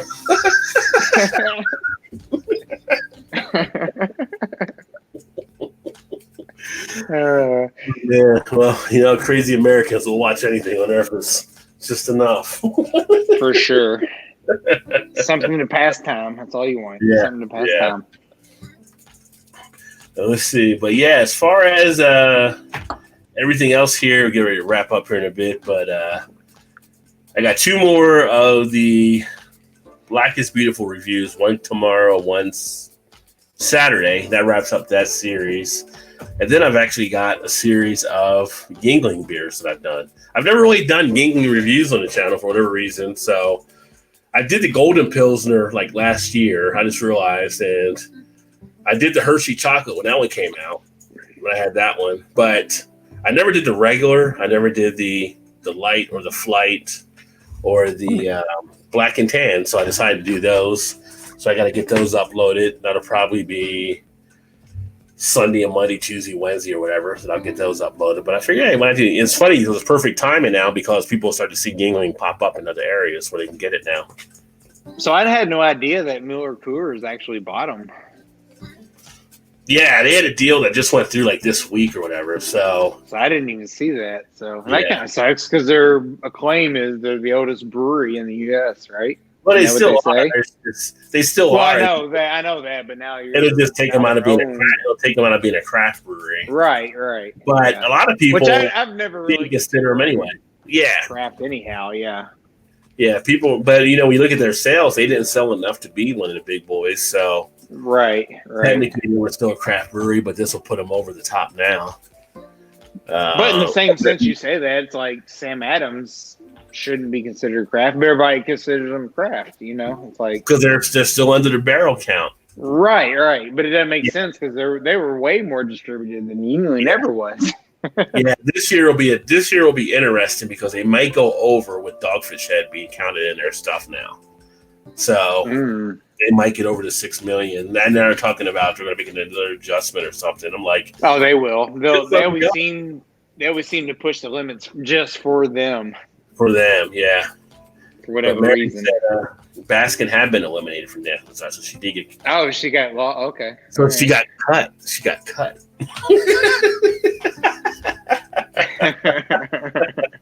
It's just funny to have her on there, knowing the feelings. What she gets. What she gets for whacking her husband. Yeah, she probably bought ratings to the show. Oh, you get Lorena Bobbitt on there too, talking about whacking. Oh, there you go. She did whack. So. That's true.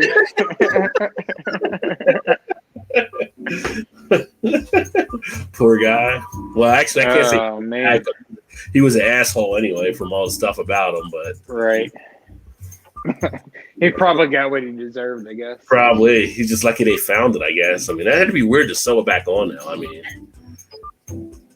that's kind of freaky.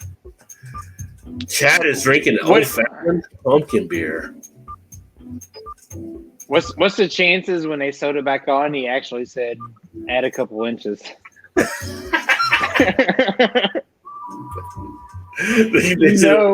We only can do what we have to work with. We can only do what's here. Throw some spam in there or something to make up the middle.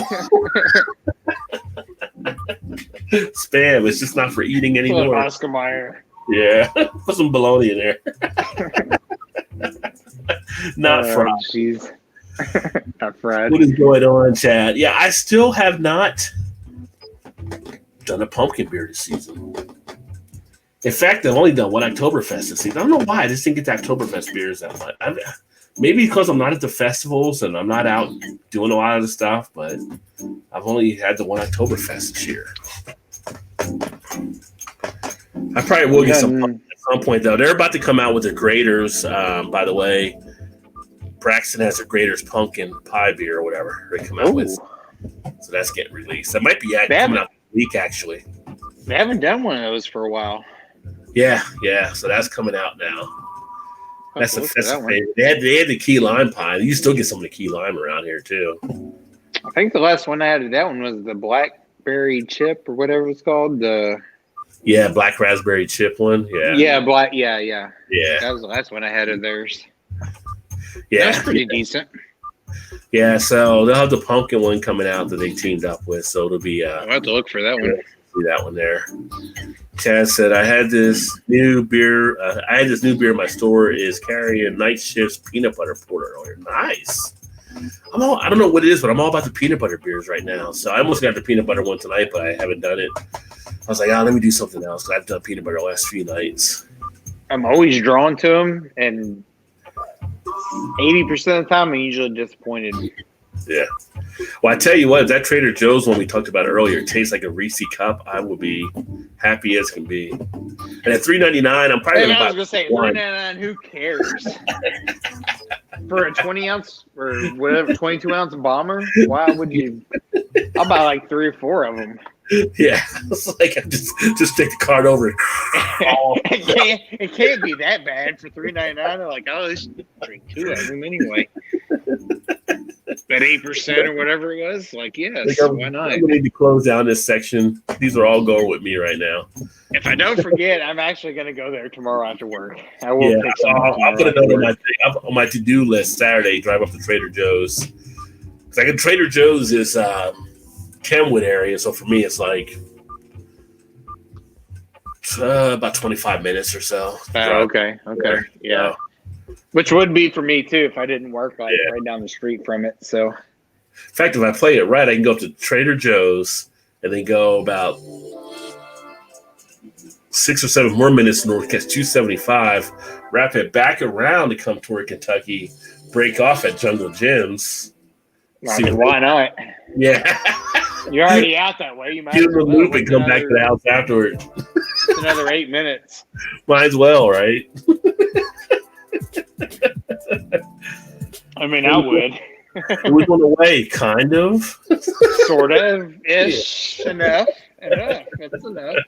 You're saving gas. I mean, I was just following the GPS, and this is where it took me. So that's right. There's a lot of traffic, so you had to get off that exit and go around. I told myself I wasn't spending more money on beer the rest of this year because I have so much here, but here I go. Rest of this year? That's a long time, right? Well, I've got like 100-something beers down there. I mean, well, I got a lot too. But sounds like a lot, but when you talk to like Joe or somebody who has like 300 or 400, I think, or Kyle who has a bunch as well. No hype. Yeah. I mean, you get the right. Mine. I don't even have 100, so it's like, I don't know. That's a lot. Yeah. But I literally walked down there and you're sitting there like, what do I want to drink tonight? You're like, look around.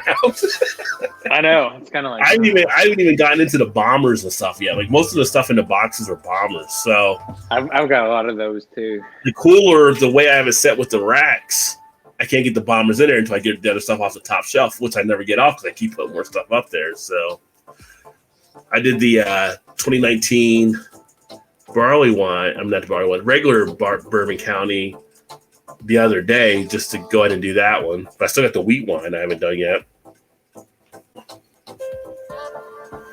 So a couple weeks ago, not this past weekend, but the weekend before, my mom, my brother come over and we did a fire pit and hung out. Shannon was off, and so we dove in. Me and my brother, we dove into several bombers that I had. I was like, I need help drinking some of these. Yeah, like I just don't want to open them up, But I just plan on drinking the whole thing. So like, we drank quite a few of them then. So it was good to get some of them off the shelf. Yeah, I mean, I got a 55-ounce bottle, or somewhere in that area. It's like a 50-something ounce bottle, I should say, of Stone and Jolly Pumpkin on the collab they did. Oh, that's like, do I want to drink this by myself? Like, 55 ounces. I've done it before, so it's not like it's a problem. Like when I did the Anchor, like that big bottle of Anchor that time, but it's like 9% ABV, or it's like I can knock it out and be okay. I mean, I'm at home, but do you want to though? I want to, right? Like, yeah. What I need to do actually, because I have the boot here. I don't know if you saw this. Save it, Rod, and then when you and your wife actually come into town, bring it with you, and we'll drink it. I have the liter boot. I do the liter challenge for Beer Chug, so he can add it to his video collection because he times people in the liter challenges. Wasn't sure what I was going to fill it with, but I could actually fill it with some of that and do it in this one. Ooh. You might fall over then. That's like 32.9 ounces, and the rest I can just drink, I guess. But I was thinking I was going to, most people will put like something like a Miller Lite or something here, something easy drinking. Right. I don't know if I want to chug like a 9% ABV for 1 liter. Yeah, you might be dead after that. You could say that big bottle, and then when your wife actually make it, when all the shit clears, you can bring it with you, and then we'll help you drink it. Yeah, we could do that as well. That could work too. Yeah. Just saying. Yeah. Let's see. Chad says, I work at a supermarket and seafood. How's the seafood in our area? Actually, our seafood area, our Kroger, has actually been pretty good. They've actually been fine on the seafood. I actually saw they had crawfish the other day. I'm not a crawfish person, though, but they actually get crawfish in, and they get lobster in there occasionally for the lobster tank and stuff. But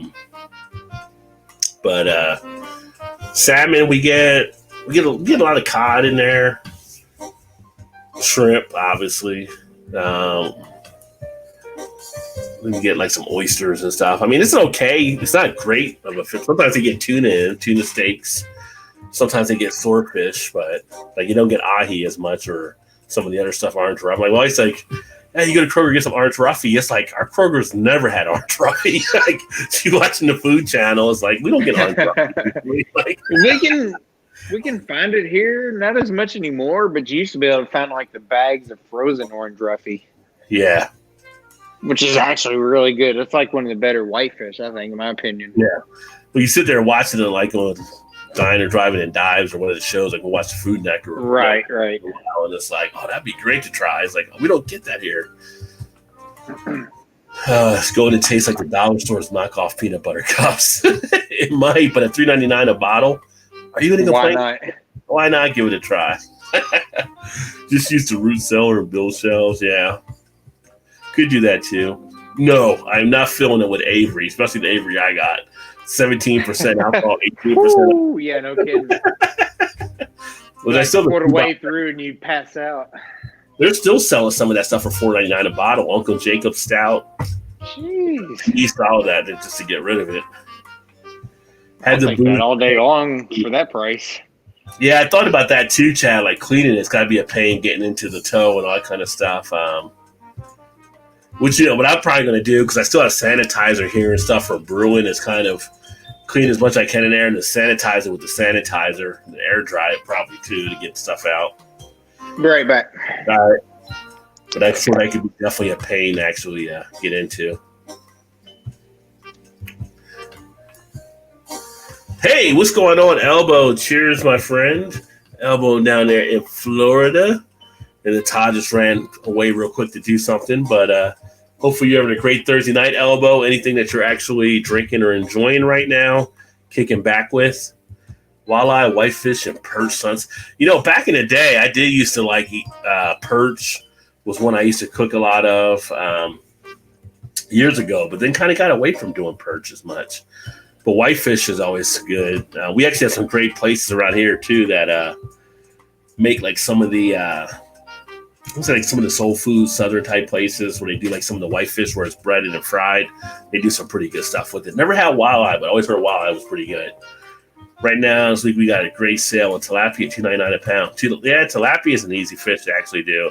Although there was something I saw that said like tilapia isn't like one of the, I guess, the fish that you want to consume a lot of. Like, I guess there was questions around tilapia and stuff. Although I've always enjoyed it, but I guess it's not one of the fishes that you really want to consume as much of versus if it's salmon or if it's tuna or swordfish, something like that. I heard.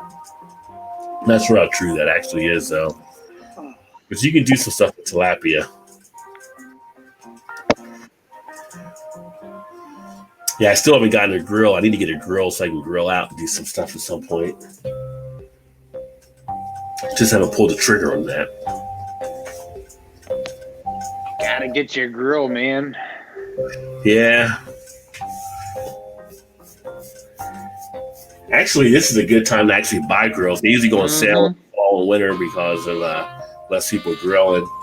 But I heard make room for all their Christmas shit too.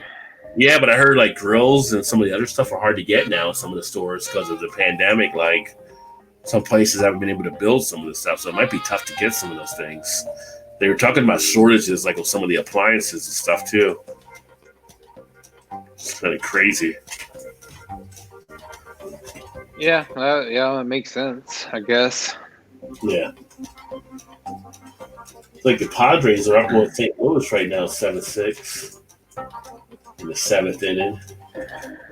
Which every Cincinnati fan hates the Cardinals anyway, it seems. So I was going to say, who cares? Who cares about baseball now? It's over. This guy's rooting for the Padres against the Cardinals, I'm sure. But it's been a long time since the Padres have won something.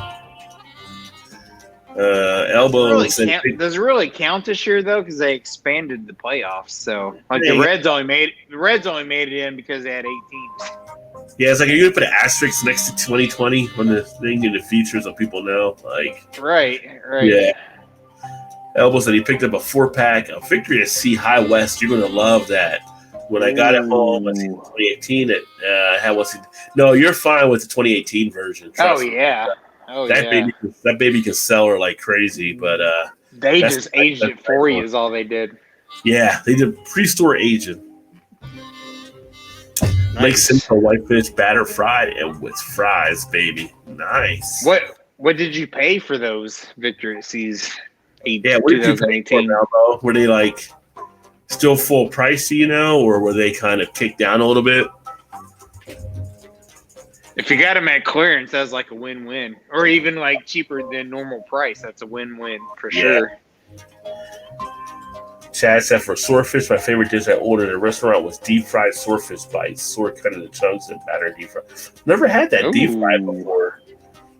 Sounds good though. That does. I still think fish-wise, Chilean sea bass is probably still my favorite. Never had that. Yeah. That one, what I had, it was that one in like the hotel restaurant sometime, one of the conferences I was at. It was really good. But I would definitely do the deep fried swordfish. I like swordfish. Swordfish. I don't think I've ever had swordfish in general. Swordfish has a texture kind of like steak to it, so it's a little bit toughish for a fish anyway. For a fish, it's more toughish, but it's kind of got you're looking at a thickness on it as well in the swordfish too. So kind of like steak. And to me, when you chew it and stuff, it's just if there was a fish that was kind of more toward a steak type feel, that's the one that jumps out of my mind. Does it have a gamey flavor to it, like a real fishy? No, actually, it doesn't. That's the thing. Like, it doesn't really have as much of a fishy type flavor that you would think. Like as you have fish, it's, I don't say it's like neutral, but it's kind of doesn't have it. So you can have that, and it might be like a drizzle or some type of sauce or something on it, or whatever it may be. But whenever I've had swordfish, it's always been pretty good. That's it. Where have you been to get it from? Besides like the hotel or restaurant or whatever. Is there any it's like a Red Lobster somewhere sell it? I don't know if Red Lobster has it. I've had it at like McCormick and Schmick. You can get it at. We had a place up here called the Fish Market. You can get it there. Although it closed at Newport, but it's part of a chain, I believe. There was another place that we have, Bonefish Grill, that they actually have, I think they actually will carry it. Oh, okay. So a lot of your one of those here. I mean, it might be I haven't been to Red Lobster in so long. I mean, it's funny though. I haven't either, but Red Lobster being a fish restaurant, but yet what comes to mind? The freaking cheddar biscuits. Oh, yeah. Actually, I say that we went for our daughter's birthday last year because she always loves, and I think the reason why she likes crab legs. Yeah, so she wants to go there and get crab legs, but the cheddar biscuits are like, I'll just have a whole basket of those. I don't even want no other food. I'll just take the biscuits. I'm good. It's like as far as bread products, you have cheddar biscuits at Red Lobster. You have the rolls at like Old Charlie's. It was just like the butter melts into it. Texas Roadhouse with their like cinnamon butter or whatever. Yeah, for me, I like that too. Yeah, like those three are like Well, I'll when just you take those, I don't even need nothing else. When you came up here, we went to dinner at Buckhead. Their rolls were pretty good too, though. Yeah, their rolls are pretty good. Yeah. It's like you push away the basket. No more, no mas, no mas. And he's like, "Oh, you want more rolls? We'll bring you more rolls." No, don't bring. No. I'm done. In fact, cancel my order. I'm full of bread. I'm done. I don't even want the steak anymore.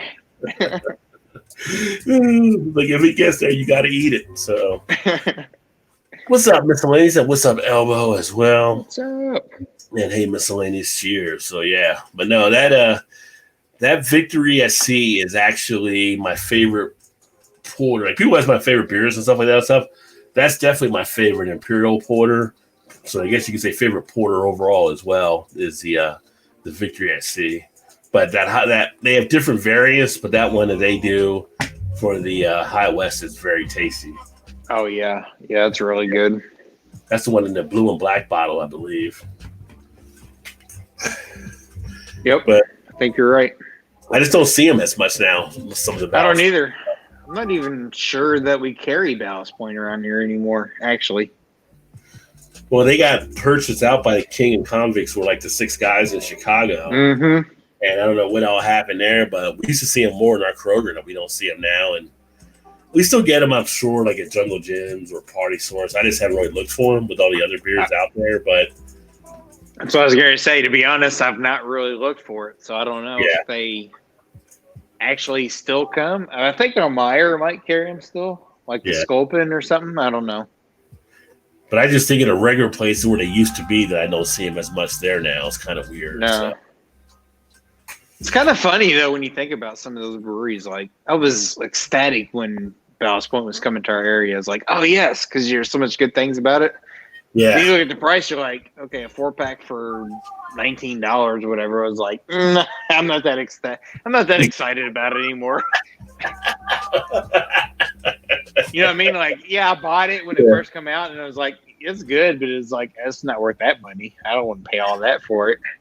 Yeah, they had some of their stuff I felt that were like, you're a little high. Like when you're sculpting, I can find better stuff than what you're actually charging for that. Right. But they have one. But the Victor C though is good. Yeah. But Ray, which is like a double IPA, that I would pay for. That one was a really good one, so I would pay for that one. Yeah, that is a good one. And that one is like, I think like usually 12 something or 13 or whatever it may be. But okay, that one I'll step up to. But some of your other stuff, not so much. Hey, Malt Muser, what is going on? Cheers, my friend. Been a while. Good to see you. Malt Muser in the house with the whiskey reviews. Y'all know Malt Muser. Make sure to check out Malt. And again, make sure you check out Elbow too. Didn't see them much since that pile. Yeah, see, Elbow's saying the same thing. He hasn't seen them as much there as well. So maybe it's something being reshuffled through on how they're trying to do stuff.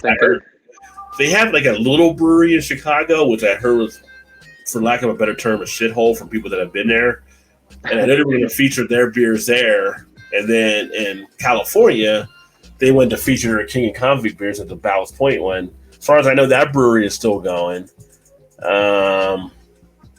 So it's kind of like, where's the rest of the distribution at now? So maybe they're trying to, in talks with distributors, trying to get something cut. But I just don't see them as much anywhere. So, which can happen there with the change.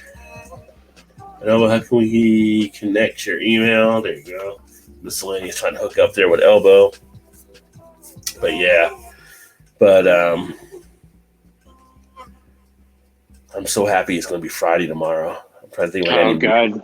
Say that again. I think I do a meeting tomorrow, but it's like, do I have to go to that meeting? What time is it? Depends on what time it is.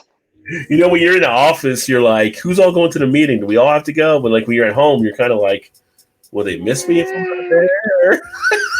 Well, at least at home you can turn it on and you can play Call of Duty or something. Nobody even know.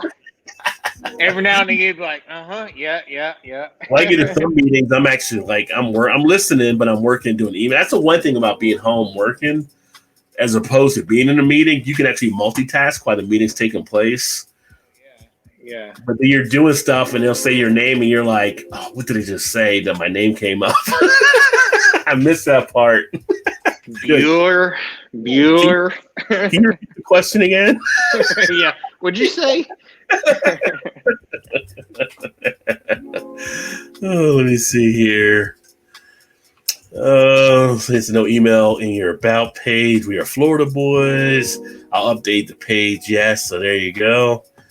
Chad said we got a great sale starting soon. Our national call for Maine salmon that sells $11.99 will be $5.99 at Hannaford Supermarket. Yeah, I don't know if Vanessa's still here, but that'd be a great deal she can get on too. No kidding.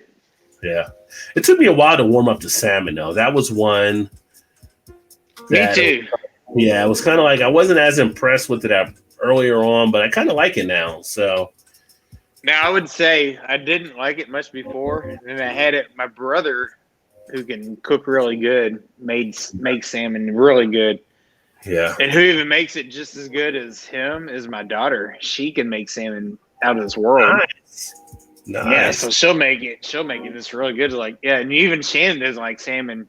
When she cooks it, she's like, yeah, I'll eat some of that. She likes it when she makes it. Yeah. Yeah, salmon is that's not a bad one to have. Like sometimes I'll have that. Like we'll get salmon and steak and we'll do like kind of a little surf and turf type deal with the two. Which I'll usually broil salmon. Sometimes I'll grill, but a lot of times I'll broil it, which I like. And I'll get like spices and stuff on it. Comes out really good.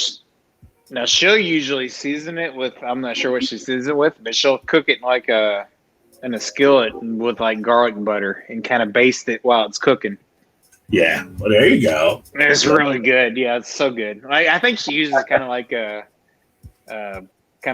Creole seasoning or something, like a I don't know what it is. What the hell is that called?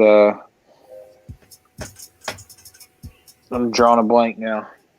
Hang on, I have to get it now. You know what I'm talking about. I have to look and see it in the cabinet now. She usually will use. Watch, I know I have none now.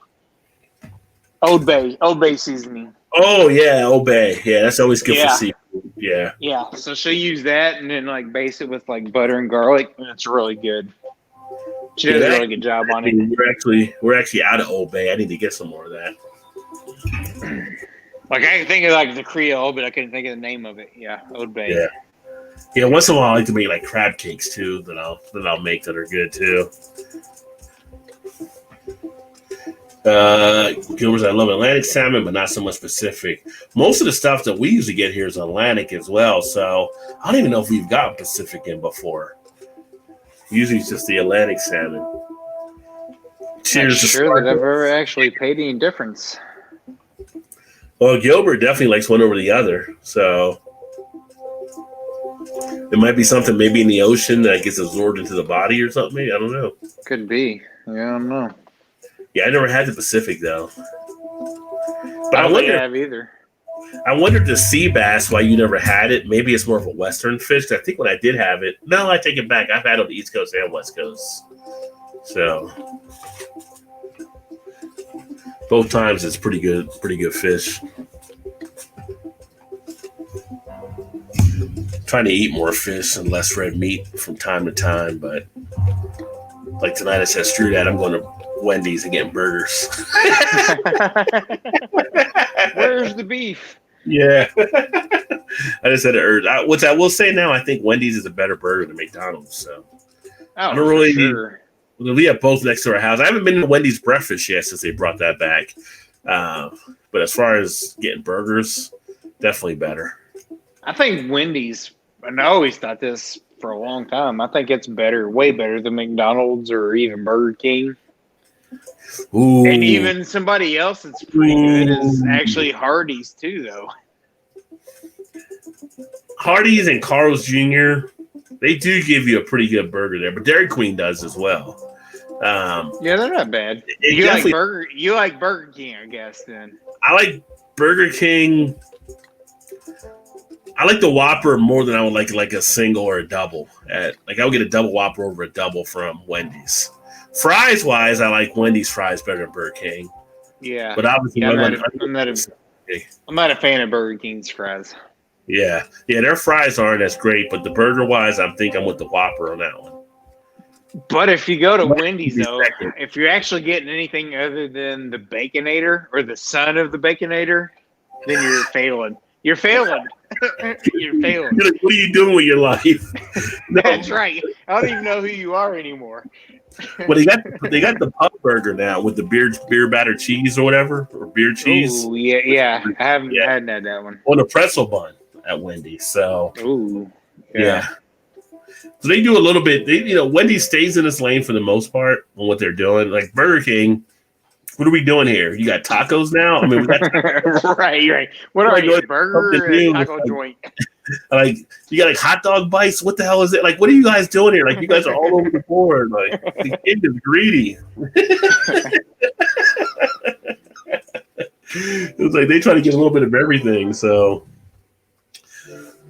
back in the day, Rally's was a place I used to like too, though. Rally's was really good. Now I don't know what has happened to them in the last couple of years. Like they're not. I don't know. Like their fries are always. Like I used to always love their fries. Now to me, they always seem like oversaturated with the grease or something. I don't know. Like even just their food in general to me is not as good as it used to be. Yeah. But Sonic was always good too, and A&W. A&W actually has a really good burger, but A&W is actually pretty good. Seems like it's not the best place to go to. So I don't know, maybe it's because we're usually traveling somewhere, but I feel like I don't know. You go in sometimes if you go into the restaurant, like it's clean, but it's like not as clean as it should be clean. Sometimes I feel like maybe they're getting. I think the problem with them though is they're like always conjoined with like a Long John Silver's or Long John's or there was always something else too they were in with one of the Yum brands or whatever. But mostly is like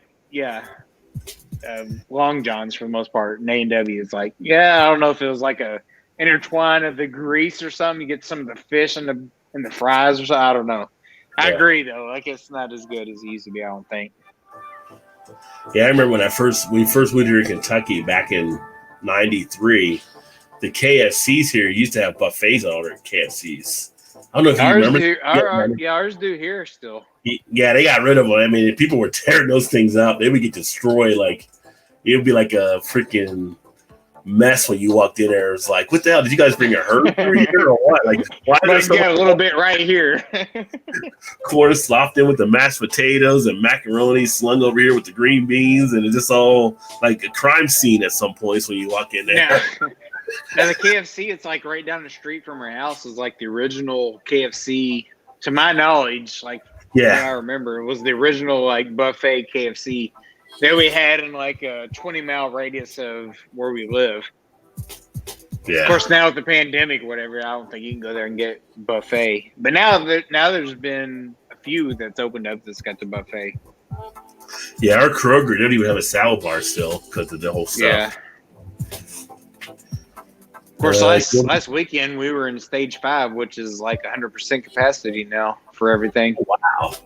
Well, you guys were picking up. We're picking up some in Ohio too, I think, and then Kentucky we were the second highest, I think. So this region is like getting. I saw that. Yeah, it just keeps going up and up. Well, people, stop wearing stuff and getting together and doing things. Like, all right, we'll see what happens. Right. Yeah, like, it'll all be over in a month anyway, Rod. Pretty much. Well, that's like what they say anyway. Like Gilbert said, when the asteroid hits, it won't matter. So true. Chad said sometimes they eat our salmon cut into thin slices with cream cheese on it for lunch. Oh, there you go. Is Alaska's sockeye salmon Pacific? Yeah, is it sockeye is Pacific. So I have had sockeye before. And I will say I'm not a fan of sockeye as much as I am the others. So, yeah, I'm with Gilbert in that camp now that I know that's the case. It just didn't hold together as well. The texture wasn't as strong as the Atlantic one, in my opinion. Just a different type of salmon, probably. Mm-hmm. Yeah. I need to maybe pick up some seafood for this weekend. Wouldn't be a bad idea. It's supposed to be better for you, right? So, if you eat, we'll do some scallops every now and again. You like scallops? Yeah, scallops are good. I haven't done any scallops in a long time. I like calamari too. Calamari is always good. Yeah, I've only had it as an appetizer at a restaurant, but I've never actually tried calamari like at home or anything. Yeah. Yeah, the only one I actually got at home is like when I got where it was like frozen or whatever. You got to make it yourself there, but I mean it's already done. You put it in the oven or whatever, but it was still decent enough. I mean, it wasn't high restaurant quality, but it was definitely edible enough. What is going on, Steven? Cheers, my friend. Glad to catch you here as well. Eclipse Brewing in the house. It's been a minute or two, so has been. Hopefully things have been going well out there. I mean, he's out there in Washington, and I think Washington. Wasn't Washington? I think they were getting some of those possible fires out there. I know Oregon was, and Arizona, of course, California, but I thought Washington might have some stuff happening too. That's all freaking crazy out there, the stuff that's taking place. But cheers, buddy. If you guys don't know Eclipse Brewing, make sure to check him out as well out there in Seattle doing some good stuff. And need to catch up on your channel too. I have so many channels I need to catch up on. It's like I was going to say. Freaking so many work. Channels, not enough time. I didn't have to work. It was like playing Call of Duty the other day. It's like apparently we could tell who didn't have a job that we're playing against, but you guys were playing Call of Duty all day long when you were playing here. Like, the Erie said at one point she cussed out and like, some motherfuckers got to work. Somebody got a job, J-O-B. Get a J-O-B.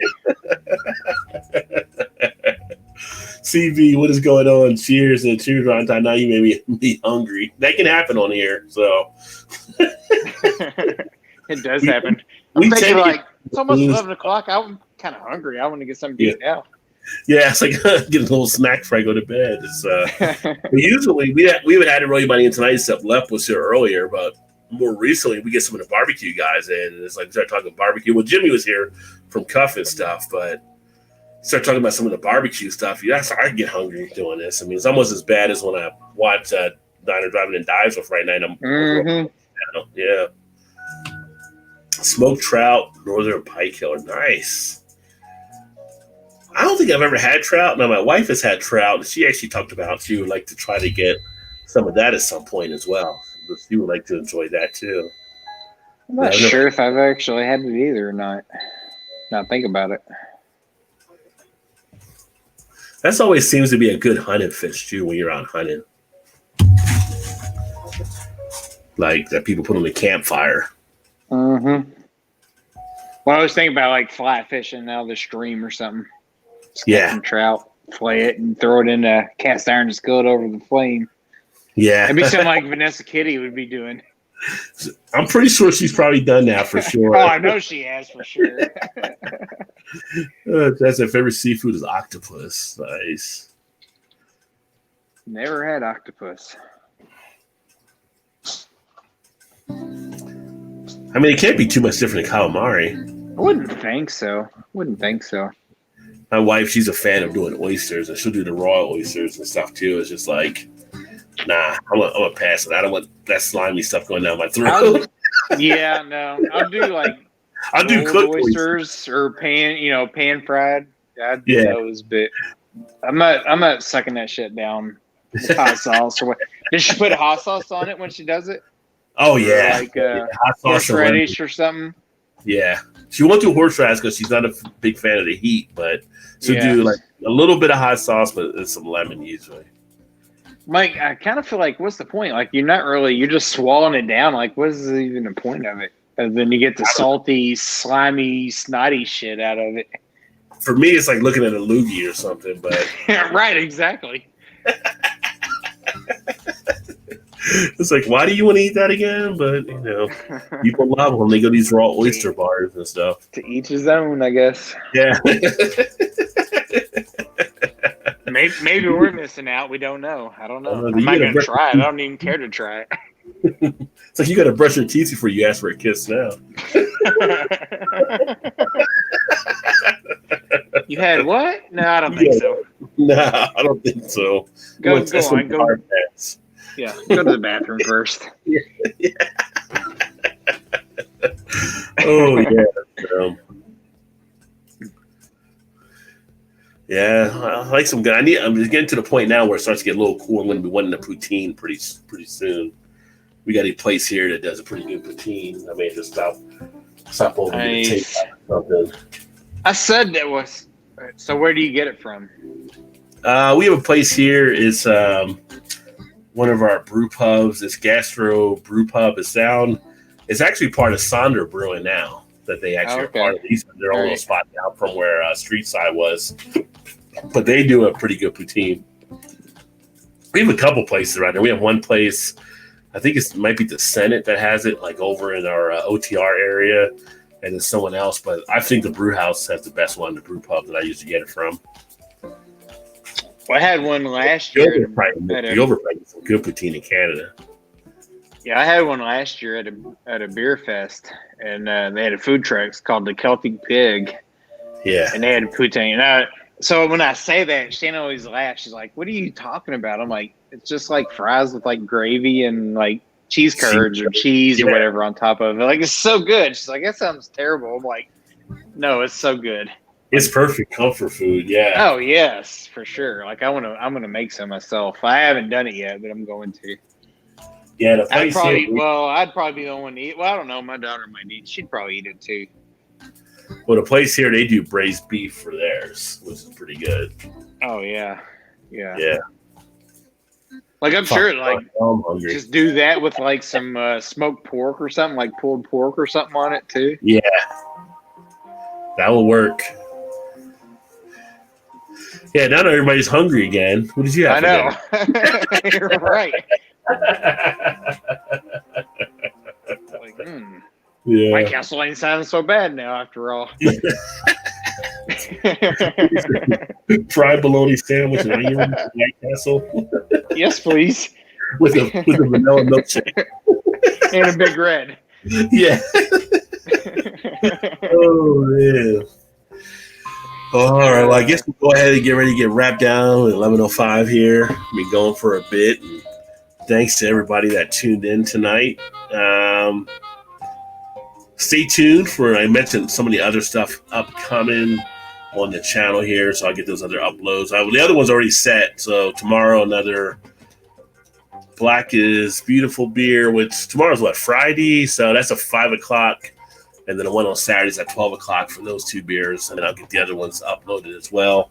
Chaz and Andrew Zimmerman on YouTube did whole rainbow trout wrapped in prosciutto. Yeah. Andrew Zimmerman, good. I think you put in front of him now, I mean, which I can understand because at one point he was homeless for a little bit of time, so Bengals can't users, but I'm like, right. You can let it go now. You got a TV show. You got to eat all that. That's right. You ain't gonna eat that shit no more. No.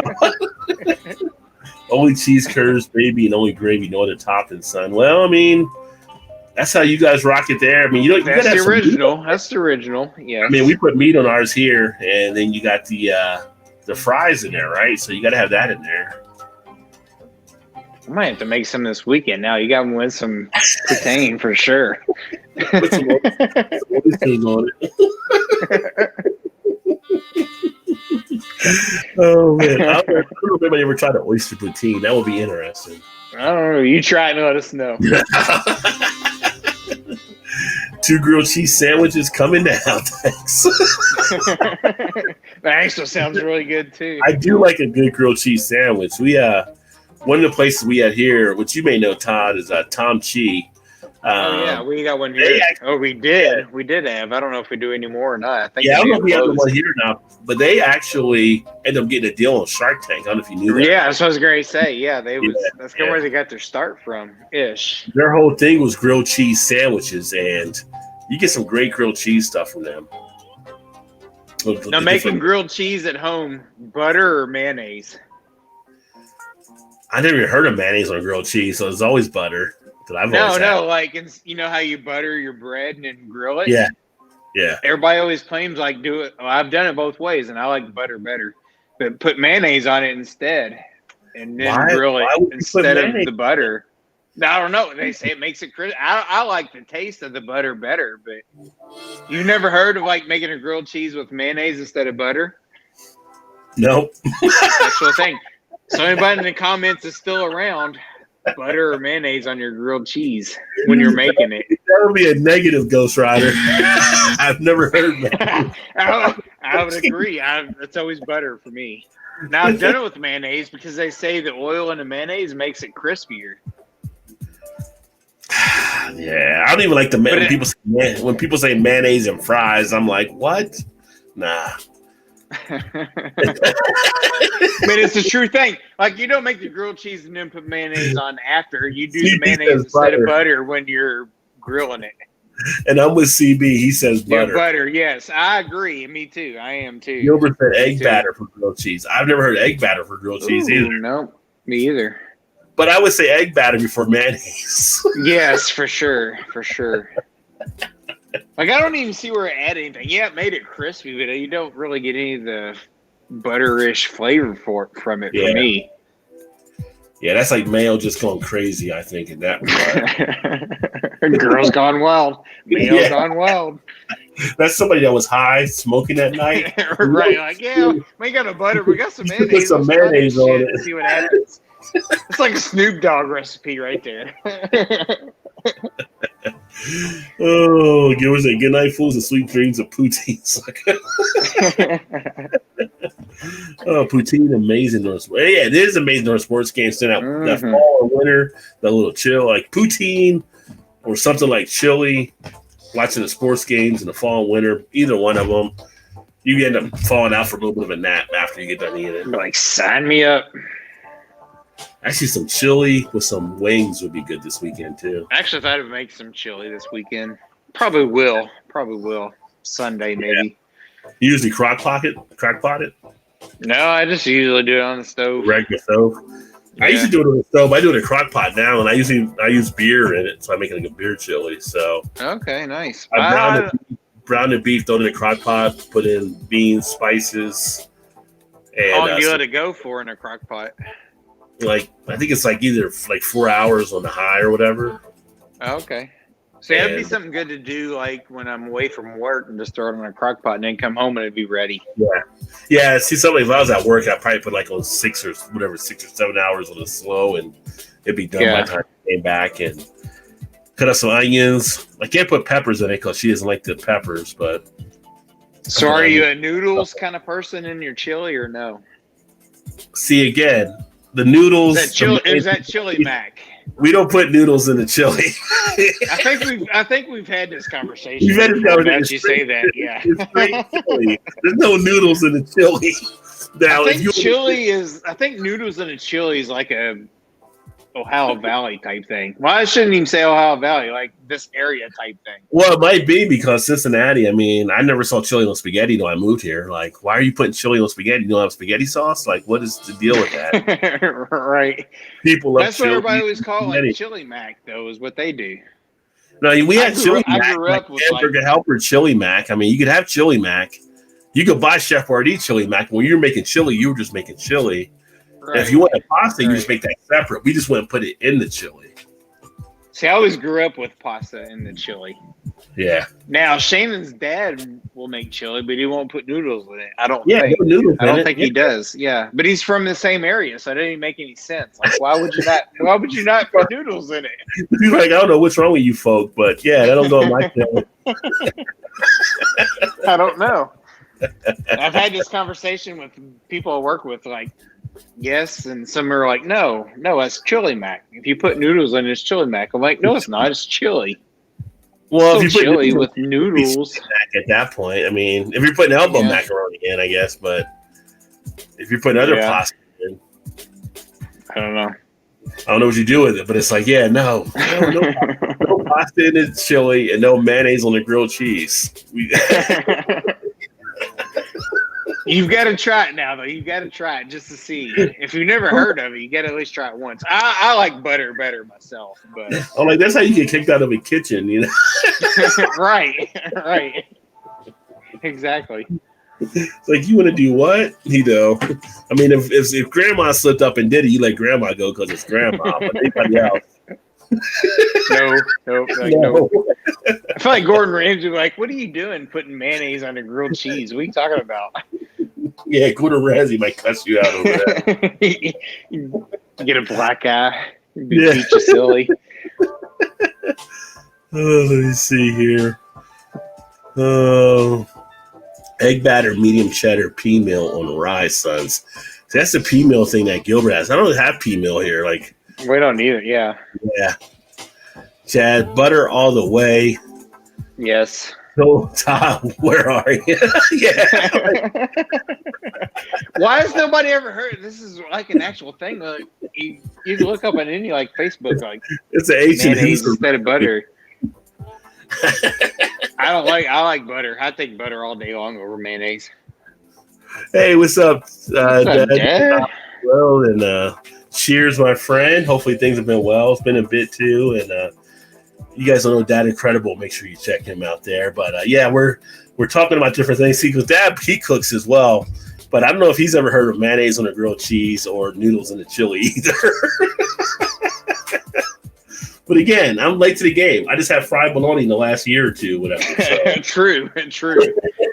There's things I don't know that are out there. Now you know. I would try a deep fried grilled cheese sandwich. Oh, yeah. I've never had one, but I would definitely try it. First time I had a deep fried Twinkie was in Vegas, and that's pretty good. And a deep fried Oreo. Both are really good. I would definitely suggest that for anybody not looking kind of thinking deep fried anything at this point. It's like, yes. Yeah. There used to be a restaurant in New York. They would deep fry anything you asked them to usually deep fry. They said they even tried Skittles once, and they couldn't get the Skittles to do it, but the restaurant is known for deep frying the craziest stuff. Like a deep fried hot dog, I would do that. Like I've seen stuff where that was done to get like a nice crunch from the dog and everything. Like I've done hot dogs in an air fryer. I haven't done that in an air fryer. Are there any difference? Yeah, it's really good. Yeah, because you can get it like it's kind of like grilling it actually. instead. Like a Nathan's hot dog, you just put in there or something? Yeah. You just throw any hot dog in there, and if you cook long enough, I don't know if you like yours to get kind of charred, like the black kind of thing when you're grilling it or whatever. Just put it in the air fryer. It does the same thing. It's really good. Never tried that in there. I've done a steak in the air fryer. Mainly, I do wings. I've done fries and stuff in there too. Well, fries, frozen fries for sure. Good in those. I've never done a steak in one though. The CB says turtle soup and frog legs. I haven't done either of those, but see, CB's down in West Virginia. My wife's from West Virginia. She's had turtle soup before, I think, growing up. I think she actually tried frog. We had frog legs one time at our college. There was like a Mardi Gras event we were doing, and I was a caterer, and we had frog legs. I didn't try them, but everybody else pretty much tried them. Frog legs are good. They actually taste like chicken wings, but a little bit greasier, I think. Yeah. So I've never had either of those. I've heard of it. What was the chili thing? He's heard of the mayonnaise on the grilled cheese. He's like, what was the chili thing? Noodles and chili. I would say put noodles, pasta, and chili when you're making it. Yeah, so I grew up with either spaghetti, break it up like thirds. Yeah. Throw it in. That's the way my dad always make it. Or sometimes like elbow macaroni type noodles and put it in there. Either one. You could probably do shells in there too. It'll be all right. Yeah, I would say you could probably do anything in it if you wanted to. Yeah, I agree, Chad. Chili dogs and poutine for the game. Yeah, that would be an excellent party meal. What's going on, Foamy Head? Cheers down there in Texas. He got a peanut butter beer too right now. Foamy? Peanut butter Texas. He's drinking peanut butter. Peanut butter's like hitting hard this year for beers. And then Dad said pea meal equals Canadian bacon. See, I've had Canadian bacon, but it just looks like ham, the Canadian bacon I had. Mm-hmm. Yeah, kind of round circle Canadian bacon type thing. And the CB said pea meal's great as well. So, what if there's any difference in like actual Canadian bacon and pea meal? I mean, if it's the same thing, kind of. Is it the same thing? Yeah, that's what I'm wondering. Like, is there actually any difference? That would be something to test. It says, "Oh yeah, chili mac." Yeah, see, exactly. Yeah, okay.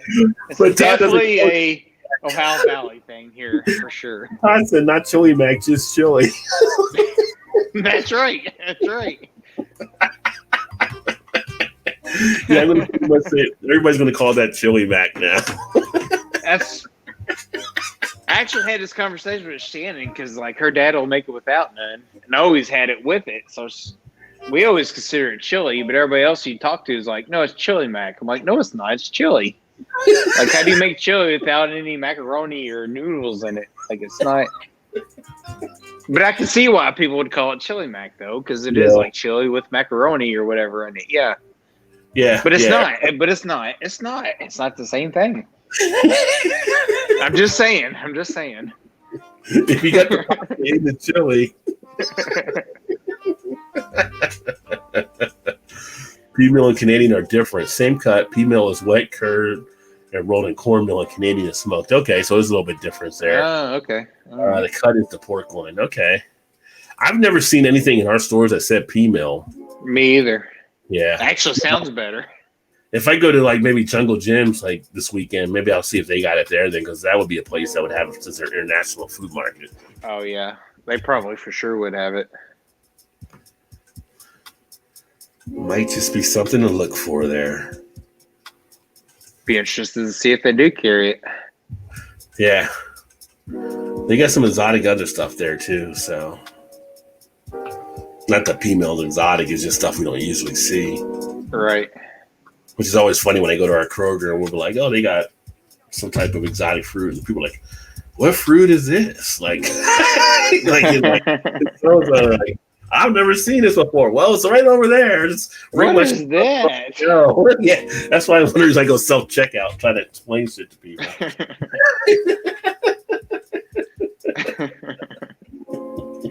And then they turn to their friend, like, have you seen this before? Like, this, how do you cook this? I'm like, geez, I'm not here to give cooking instructions. Do I look like Guy Fieri? What's going on? Right. I just want to buy it and get out of here. I ain't trying to instruct anybody.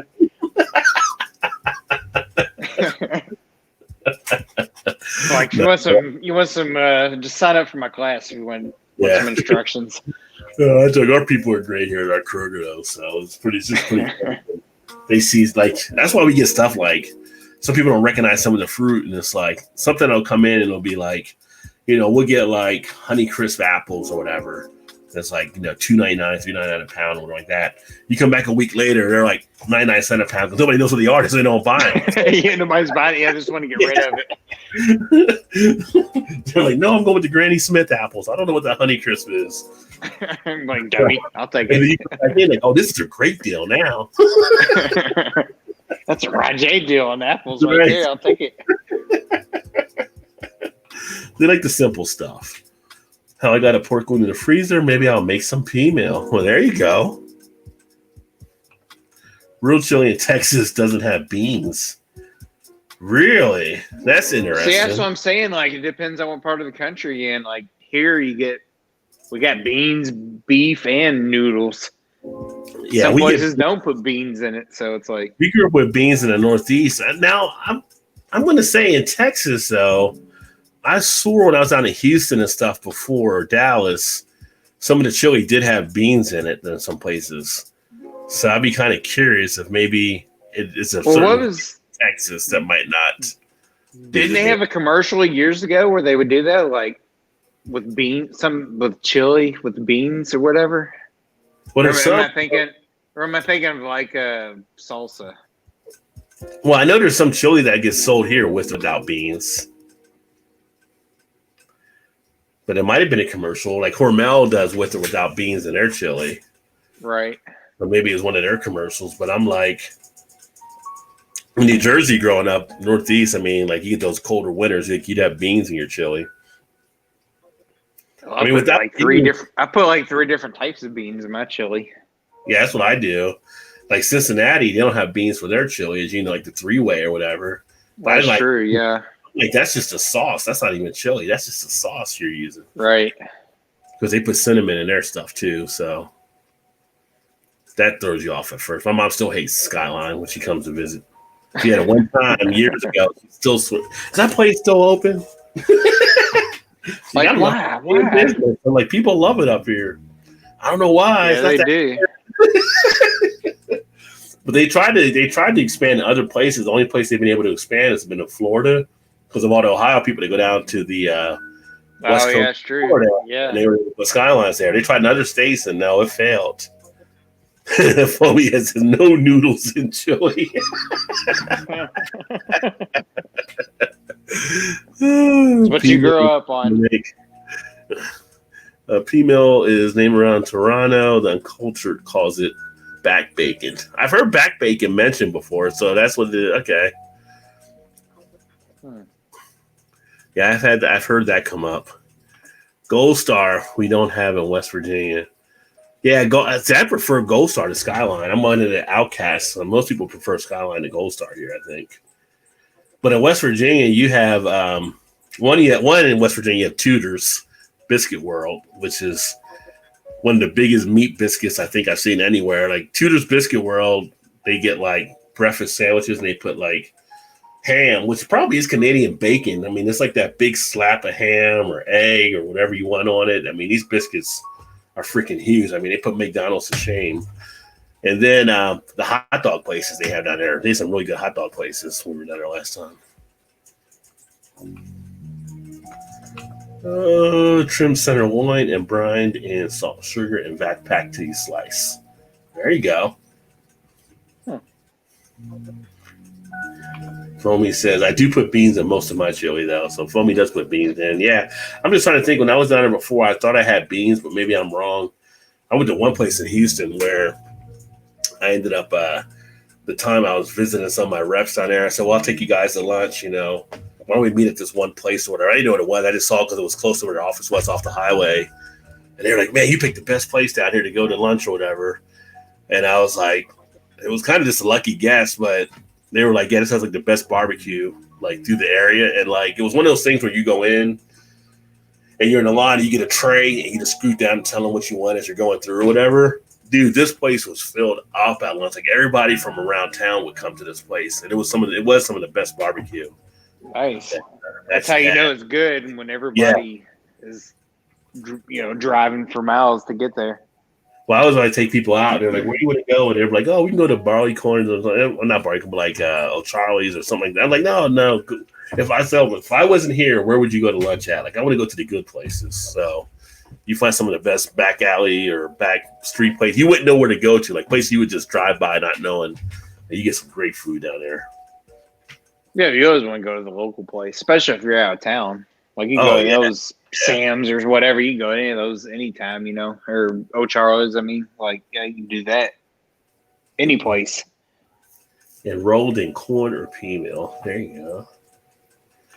Dad is I'm Team Beans. Yeah. Team. Our wives might not be happy we're Team Beans, but that's what Team. Dutch oven again. The newest thing that's opened back up was the New Hampshire Reptile Expo. Used to be able to go and get all the passes, but now they're selling our tickets from 9 to 4. I think I'm going this Sunday, 12 to 1. Oh, that's interesting. They're limited to like an hour type thing. Probably, I guess maybe to get people through so they can actually clean after them or something.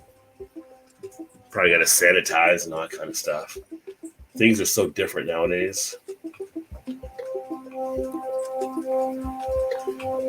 Beans or no beans, it's all good to me.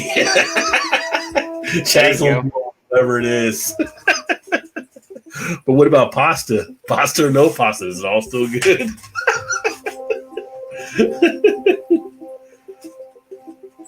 Yeah, we were actually 55 degrees today, so this could be a nice chilly weekend as well. Yeah, I think we're only supposed to get to like 62 or 3, I think, this weekend. Yeah.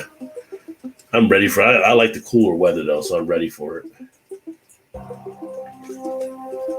Oh, yeah, I do, too. Sit by the fire pit, have some beers. Yeah. All right, guys. Well, we'll go ahead and get this wrapped up now. It's like 11:20. That's it was the second or third time I think I said we're going to wrap up. I know. But it's always 45 minutes later.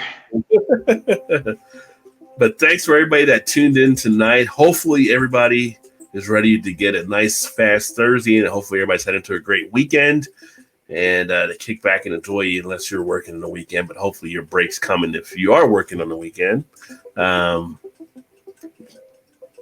Outside of that, not really too much else to say. New videos uploaded tomorrow. Probably again, Blake TV has his Friday Night Throwdown tomorrow at 9. I may be over on that for a bit too, just depending on when things are going. I might be on the gaming channel doing a little bit more Call of Duty this weekend since the new season has started as well. So if you guys want to check out the gaming channel, that is Rajay Gaming. We usually have fun. Myself, Todd will be there at times. Eclectic Beard, Erie.